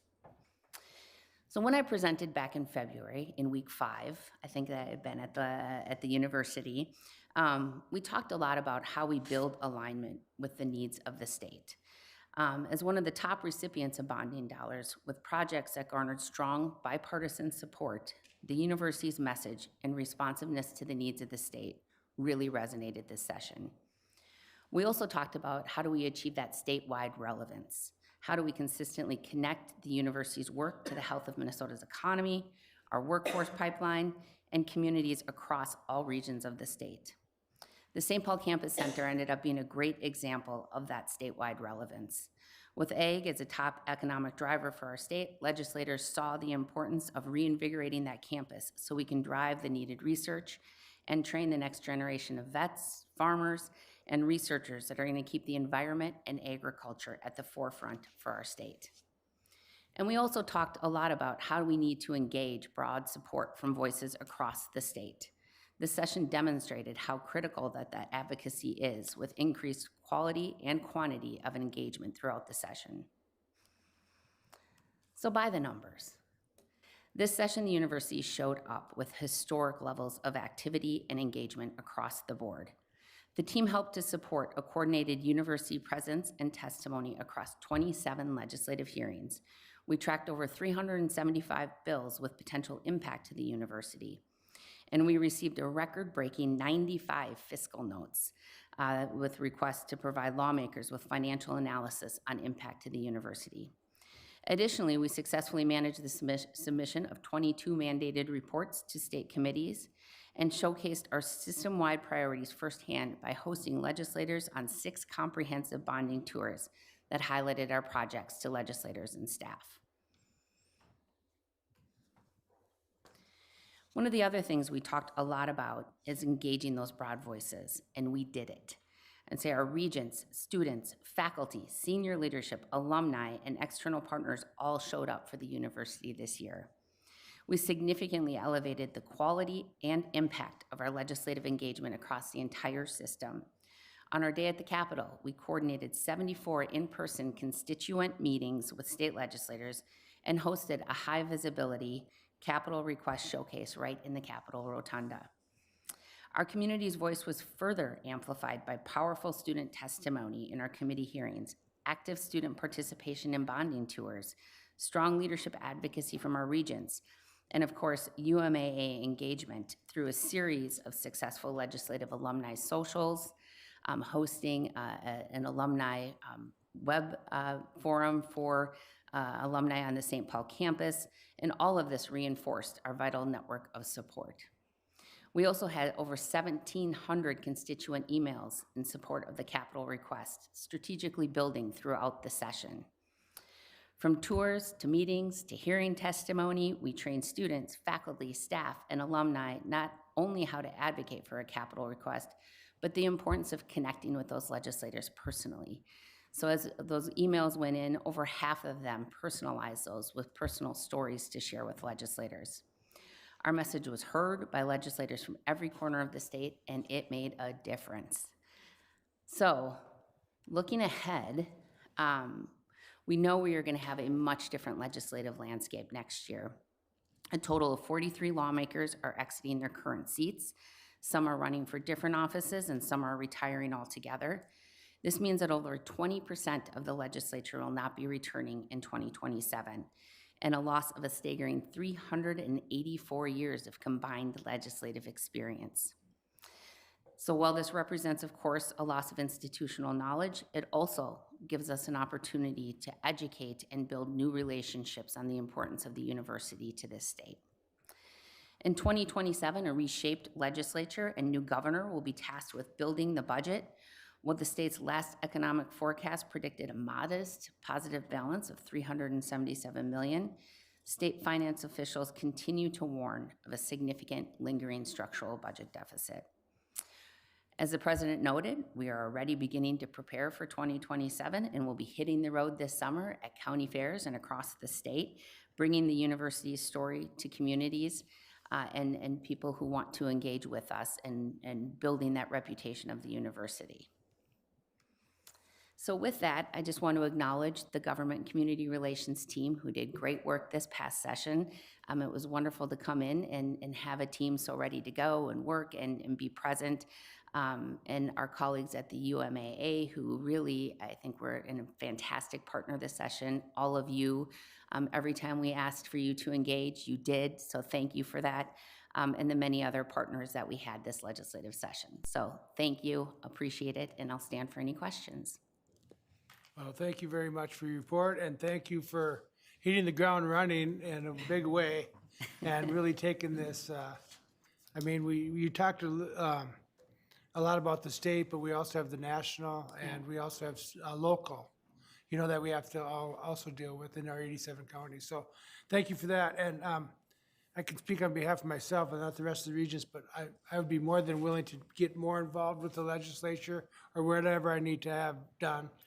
You just need to call us and tell us, okay, I need help with this or that. So we'd be totally willing, I think. So do people, okay, Regent Tad Johnson. Thank you, Mr. Chairman, and thank you, Vice President Sexton, for all your good work. I know it's an uphill battle a lot of the times. But specifically, I just wanted to. One thing that you did that was very important to the 11 tribes of Minnesota, not just Fond du Lac.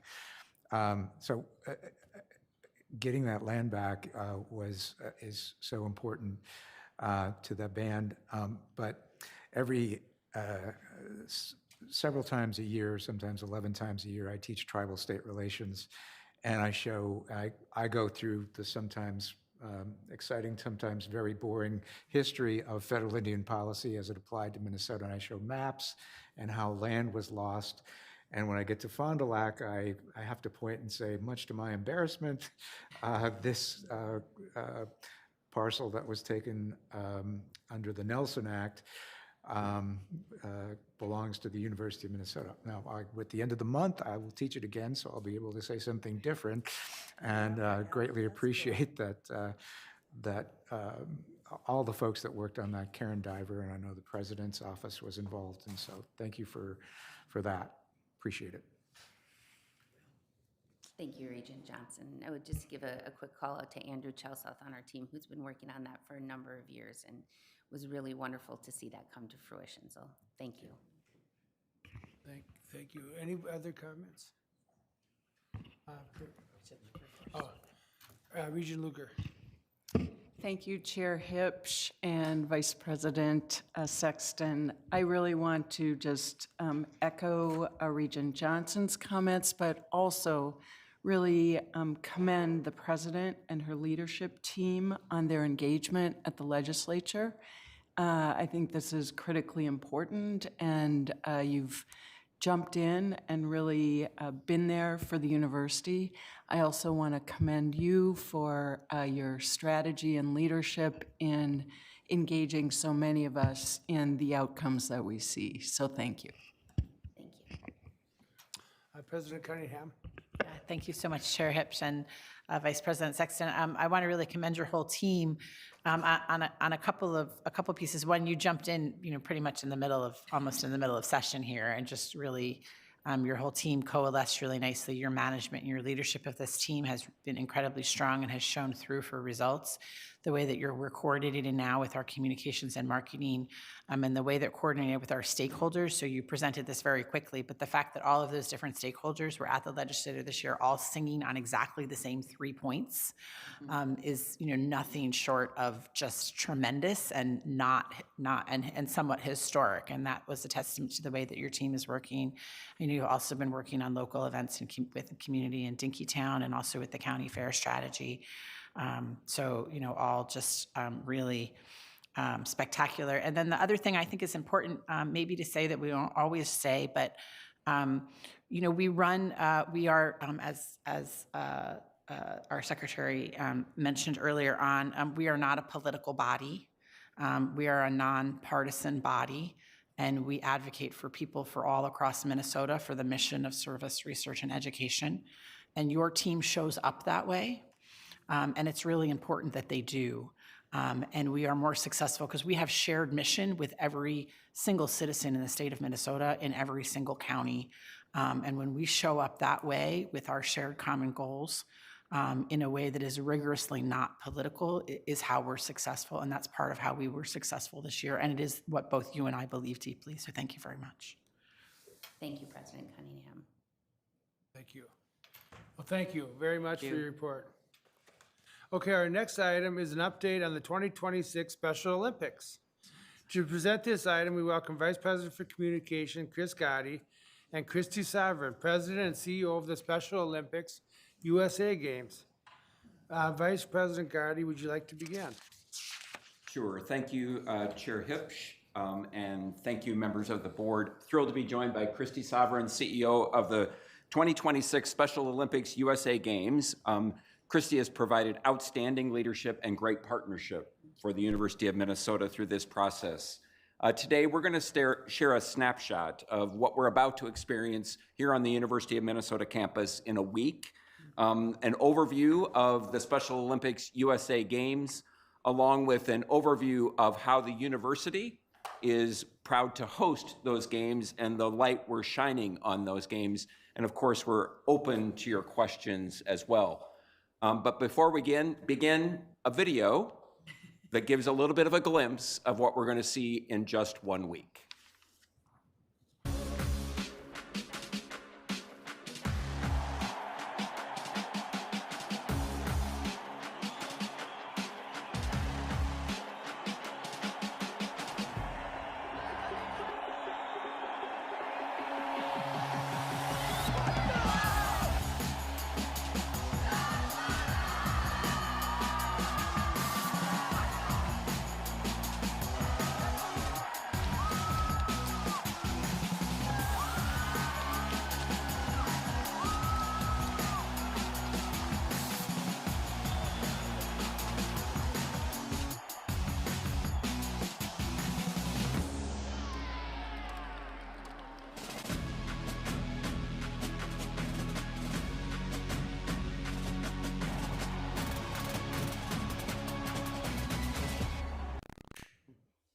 We always start there because it's impossible for a single person to out-sizzle a sizzle reel. So we could not be more excited about what's coming. And as an alum, a three-generation alum and a member of the board of the Carlson Advisors, and I just so proud to be an alum, so proud of what's coming, so grateful as I sit across from you as a CEO. Let me start by just talking a little bit about what is specifically coming, and then I'll turn the floor back over to Chris to give some more details about the importance of the role that the university is playing. The mission of Special Olympics. Special Olympics, so well known and appreciated for its legacy of driving inclusion through sport. but so often it is not known at all or understood for all of the other things that it is doing to improve the lives of people with intellectual disability. The statistics that are on this slide bring you to your knees. You know, a 16-year difference in life expectancy between those with and without intellectual disability, just the presence of bullying, stigma, bias, access to human rights, and 18.5% is those people with intellectual disability employed to the level of their ability in the workforce, as compared to 65 or 70% in a non-ID population. So it is absolutely a crisis of under and unemployment in this community that holistically this event will be tackling. Thanks, Chris. This slide is what we endearingly refer to our super slide. It very importantly contexts this event within the broader scope of Special Olympics. So I just spoke to these other issues, right, that exist in an ID population. This event is one that will take place on and off the field. The sport, of course, which I'll talk about in just a moment, will take place on the field. Off the field, this event will advance priorities in the space of athlete health and wellness, in the space of youth inclusion, and in the space of athlete leadership or athlete employment. So what's happening on the field? On the left part of the slide, the games will take place in 8 short days. We will have opening ceremonies. Over 3,000 athletes from all across the U.S. will convene here to compete. They'll compete in 16 different sports.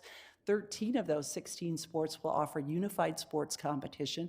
That's an athlete with and without intellectual disability competing together. It'll take an army of volunteers. I know that staff, faculty, students of the university are signed up in droves for over what is 20,000 volunteer spots that we are almost close to filled to support the event. And we expect that there's probably somewhere between 75 and 100,000 fans that will descend upon campus over the course of the week, making this just the largest sporting event that has taken place in the Twin Cities since 1991, when interestingly it was another Special Olympics event that the university hosted then the 1991 International Special Olympics Games. Off the field, if I move to the right hand of the slide, in the area of health and wellness, we will be offering free health screenings to all 3,000 of those athletes that are coming to compete in 7 different disciplines. Again, that 16-year life expectancy, more than not, they attribute to what is the absence of screenings and early interventions, things that could be found early that could extend life. And so we're very proud that that will be offered. We're partnering with Dr. Sick and the medical school and many, and using the Health Sciences Education building to provide those screenings. And we expect over 15,000 screenings will take place. In the space of youth inclusion, under Special Olympics Young Athletes banner, kids with and without intellectual disability, again, from the ages of 2 to 7 will be brought together for 3 different young athlete events. That recognizes, of course, that the earliest ages you bring kids together with and without intellectual disability, those differences disappear, right? And the beautiful trailing impact as they get into schools and ultimately in their communities to reduce bias and stigma and discrimination and all that's so important. And of course, that last box of athlete employment. We have had a series of unified work summits or gatherings that we've called them leading up to the event that'll culminate in a unified work summit that'll take place the week of the event. This summit will bring together our corporate sponsors. It'll bring together other big organizations, big employers here in the Twin Cities, all to talk about how to get after putting this very able pool of individuals to work in our workforces. So we hope that the legacy, or we endeavor that the legacy of this event isn't one that will just be remembered on the field, but will have a beautiful trailing impact in all of these areas on the right hand of the slide post the event. The next slide just brings the event to life a little bit beyond the video. You see some pictures of what will be big opening and closing ceremonies, like the 5-ring Olympics. You see that An athlete village will exist over the course of the week for places for athletes to convene. Rest, recharge, trade pins, which is so popular. On the top right, you see the healthy athlete experience brought to life there that I was talking about. Here, a dental screening. The law enforcement torch run on the upper left, the torch is running. It was lit May 25th in Chicago, where it burns eternal outside of Soldier Field, where the first Special Olympics event ever took place in 1968. It'll travel over 10,000 miles. It was split running, and it'll run coast to coast, stopping in 13 different states before it makes its way back into Minnesota on Sunday, the 14th, and then begins what is a 15-stop run from Hibbing all the way down to Rochester, with 2 stops at university locations in Rochester and Duluth before it makes its way back into the Twin Cities and lights the torch to start opening ceremonies. You see evidence of fan zones down below, and the far right is a visual that just speaks to kind of the importance we're placing on legacy of this event beyond what will just be the moment, I call it, that last week in June. Ultimately, it's all about propelling the movement. On the next slide, you see the week at a glance in review. If there's nothing else that you take away from this schedule, you see it is a very, very full week that will commence Friday the 19th, a week from today, when athletes arrive. You see in maroon and gold, as it appropriately should be so, everywhere that the event will show up, right, at a University of Minnesota location.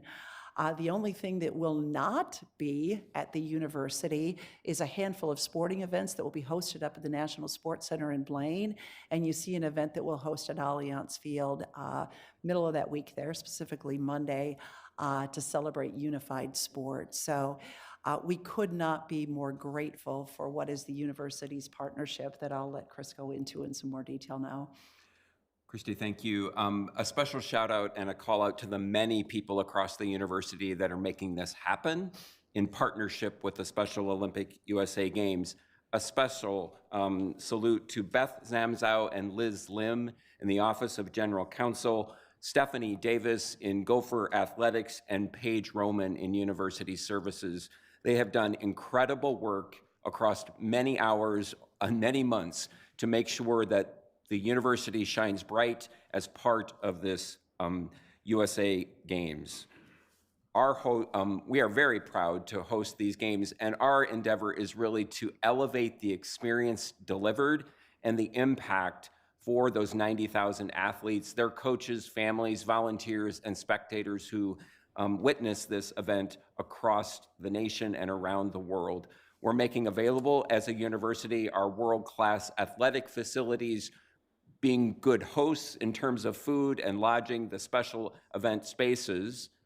We're also affording, through the university, internal rates for USA Games and reducing the costs of these games for the host committee by $1.5 million. So it's an investment by the university in these games as well, and really an opportunity for us as a community to participate as volunteers. A variety of ways that this is coming to life, already mentioned, but the venues themselves, 60 events, 10 sports across the University of Minnesota. More than 4,200 beds will be made available to house athletes and staff from all 50 states. 82,000 very nutritious and great meals. And if you could, Christy, just a little bit of highlight about the opening ceremonies. Welcome your snapshot of that. Sure. So the opening ceremonies will take place in Huntington Bank Stadium next Saturday night, the 20th. They will be headlined by 2 acts. Demi Lovato and John Batiste will be performing. It'll include a parade of athletes, again, 3,000 of them all marching in representing the 50 states, and all of the different protocols that accompany opening an official Olympic-type game. So we couldn't be more excited about Huntington Bank Stadium filled to the brim, right, with all sorts of families and fans in the community just celebrating what is the ability of this amazing group that'll be coming. FanFest experience, Athletes Village, of course, emergency medical services and essential support services from security, police, and logistics. A shout out to all those people who are doing incredible work to bring this to life. Broad impact, 12 of our parking structures, 10 of our facilities, 9 of our housing areas, access to 5 of our university academic buildings, and of course, the outdoor space of the University of Minnesota. We're doing our fair share within University Marketing Communications in partnership with Christy's team to shine a bright light on this, including what are we doing to share the story inside the organization, partnering with Mary Horwath and Molly Gallatin on external visibility through news media, amplifying on social, of course, integrating university brand and others into the signage, engaging our own stakeholders around these games. President Cunningham and others will participate in aspects of the games as well, including the opening ceremonies and the torch run. Just an example of some of what this looks like and some of what's already been shared more broadly about the university's important role as host for these games as well. Thank you for the opportunity to share a snapshot. We welcome any questions you might have. Thank you both. Very exciting for Minnesota and for the University of Minnesota. Are there any questions or comments for our presenters? Regent Turner. I want to express my appreciation. The whole sporting part is absolutely wonderful, but your other part, where you're going to be highlighting the challenges of people with disability. I myself have 2 siblings, one deceased now and one that isn't, that fall in this category, and having had to advocate for them just for basic rights their whole lives, I really appreciate. Thank you, Regent Turner. My sister as well is an athlete, so this is quite personal for me, and it was very important that this wasn't just, quote unquote, a sporting event versus something that we're taking advantage of the platform and frankly the tremendous privilege to host this here in the great state of Minnesota, to make sure that all 4 of the priorities of Special Olympics were ones that were included in the event, right? And work to advance what's the whole of the mission in improving lives of people with intellectual disabilities. So thank you for that. Thank you. Regent Wheeler. Yeah, I just I can't even make it through the video, so Oh. I don't know. But you know, I just thank you, Chair Hipsch. I just wanted to, say on behalf of the university how excited we are to be a part of this, and it's had many people that I know have had the week circled on their calendars for a long time, and it's been a pleasure to get to know you, and I just want to appreciate you, Christine, for your leadership. And I got to meet your sister, who's quite the athlete.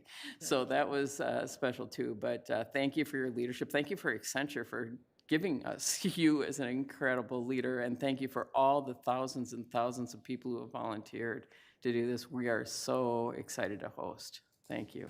Well, I hope to see you all there. And I can set you up with tickets if you don't already have them in your hand. So.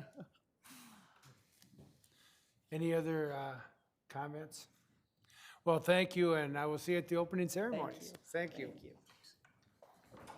Okay, that brings us to report of committees. I'll note that the Audit and Compliance Committee will meet on June 26th. Let's begin with the report of the Litigation Review Committee. Regent Turner, would you like to share your report? The Litigation Review Committee met on June 11, 2026. At this meeting, the committee adopted a resolution that authorized the closing of the meeting to discuss matters subject to the attorney-client privilege. The rest I can't tell you about. So, thank you, Chair Hipsch. That concludes my report. Thank you, Regent Turner. For the report of the Academic Health Committee, Regent Ruth Johnson, your report, please. Thank you, Chair Hipsch. Report of the Academic Health Committee includes one action item this month, which was unanimously recommended by the committee for approval to the board yesterday. The committee recommended approval of the revised resolution related to the 2027 definitive agreements between the University of Minnesota, the University of Minnesota Physicians, and Fairview Health Services. I know nearly all of you joined us yesterday, so I won't take the time to summarize the discussion again today. I will again express our thanks to to Attorney General Keith Ellison, University of Minnesota Physician CEO Greg Bielman, and Fairview President and CEO James Hereford for joining us to highlight the historic day in the life of the university. As I noted in yesterday's committee meeting, together with our partners, we are forging a new relationship for the betterment of Minnesotans, the nation, and yes, the world. The proposed agreements affirm and support our critical partnerships in advancing excellent medical education, groundbreaking research, and amazing clinical care, and will bring stability needed to advance solutions to Minnesota's most urgent healthcare needs. Thank you once more to President Cunningham, Interim Executive Vice President and Interim Dean of the Medical School, Dr. Bradford, General Counsel Peterson, and everyone at the university that made this happen.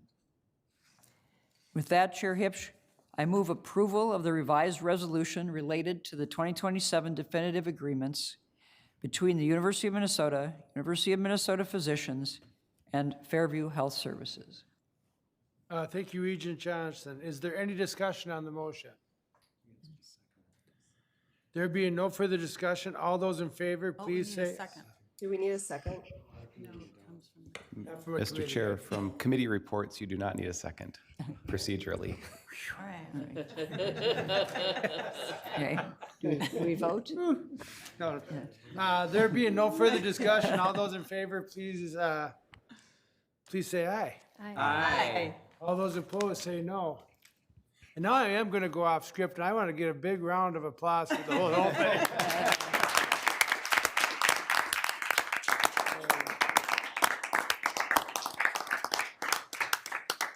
I don't even want to add up the hours that went into that thing, but anyway, thanks, everyone. Okay, for the report of the Governance and Policy Committee, Regent Bergstrom, please share your report with us. Thank you, Chair Hipsch. The Governance and Policy Committee did not consider any action items this month, though it was an active meeting. First, the committee reviewed proposed amendments to Board of Regents policy, reservation and delegation of authority related to the board's reserved and delegated authority to appoint specific Division I head coaches.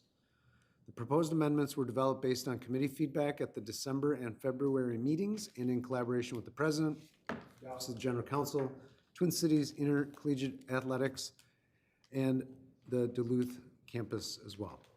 The committee expressed support for the approach the amendment takes, which seeks to balance the board's oversight of high-value, high-profile contracts for specific Division I head coaches while providing flexibility to the president and her administration to act quickly to secure talent. They also seek to address the current environment in college sports that require a head coach to start recruiting as soon as they are announced in a position. The proposed language creates a threshold that compares new employment agreement with the employment agreement for the previous head coach in that position, while also setting a threshold for amendments to existing employment agreements in a similar way. The proposed amendments are anticipated to return for action at the July meeting. In the meantime, I would encourage all regents not on the committee to please take a look at the docket materials and the video of the meeting, review the language, and please share input with myself, Chair Verhalen, or the board office. This is likely an amendment that could gain attention, and you'll want to be ready to discuss.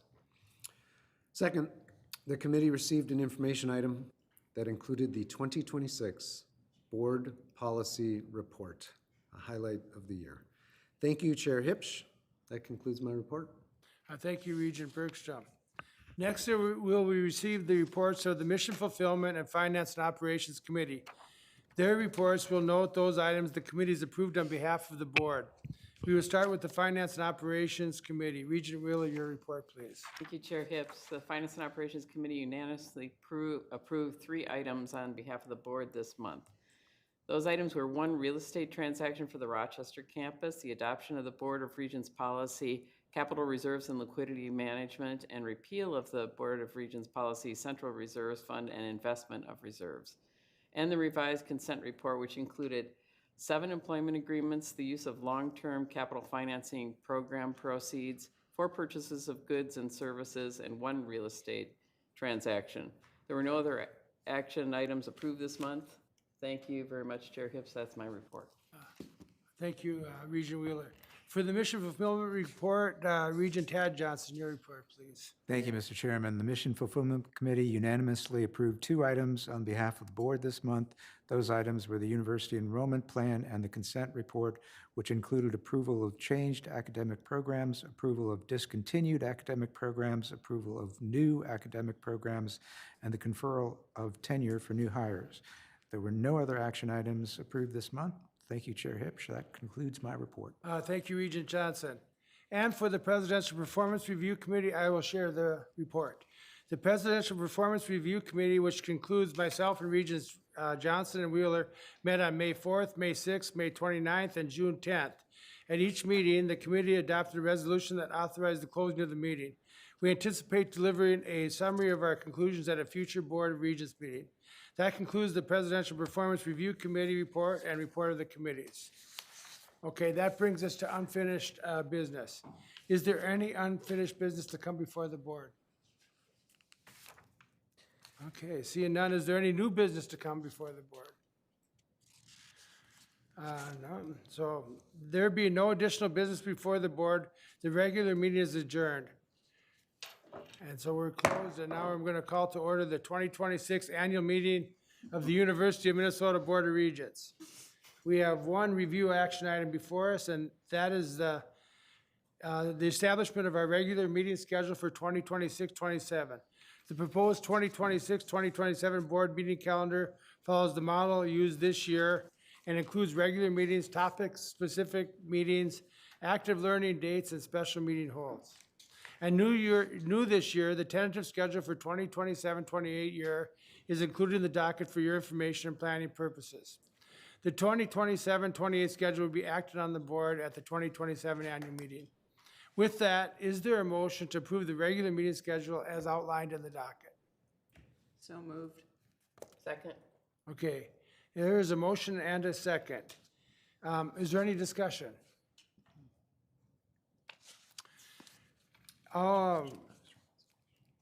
Regent Bergstrom. Chair Hipsch, thank you. Just something that we should maybe consider from the open comment period is, to the extent we have meetings over finals week on our foregoing schedules, thinking about how to best accommodate this building or not interrupt the needs of this building for those meetings in particular. Thanks for the comment. Finals week. Okay, so is there any additional discussion? Hearing none, all in favor, say aye. Aye. Opposed, say no. Okay, the motion passes.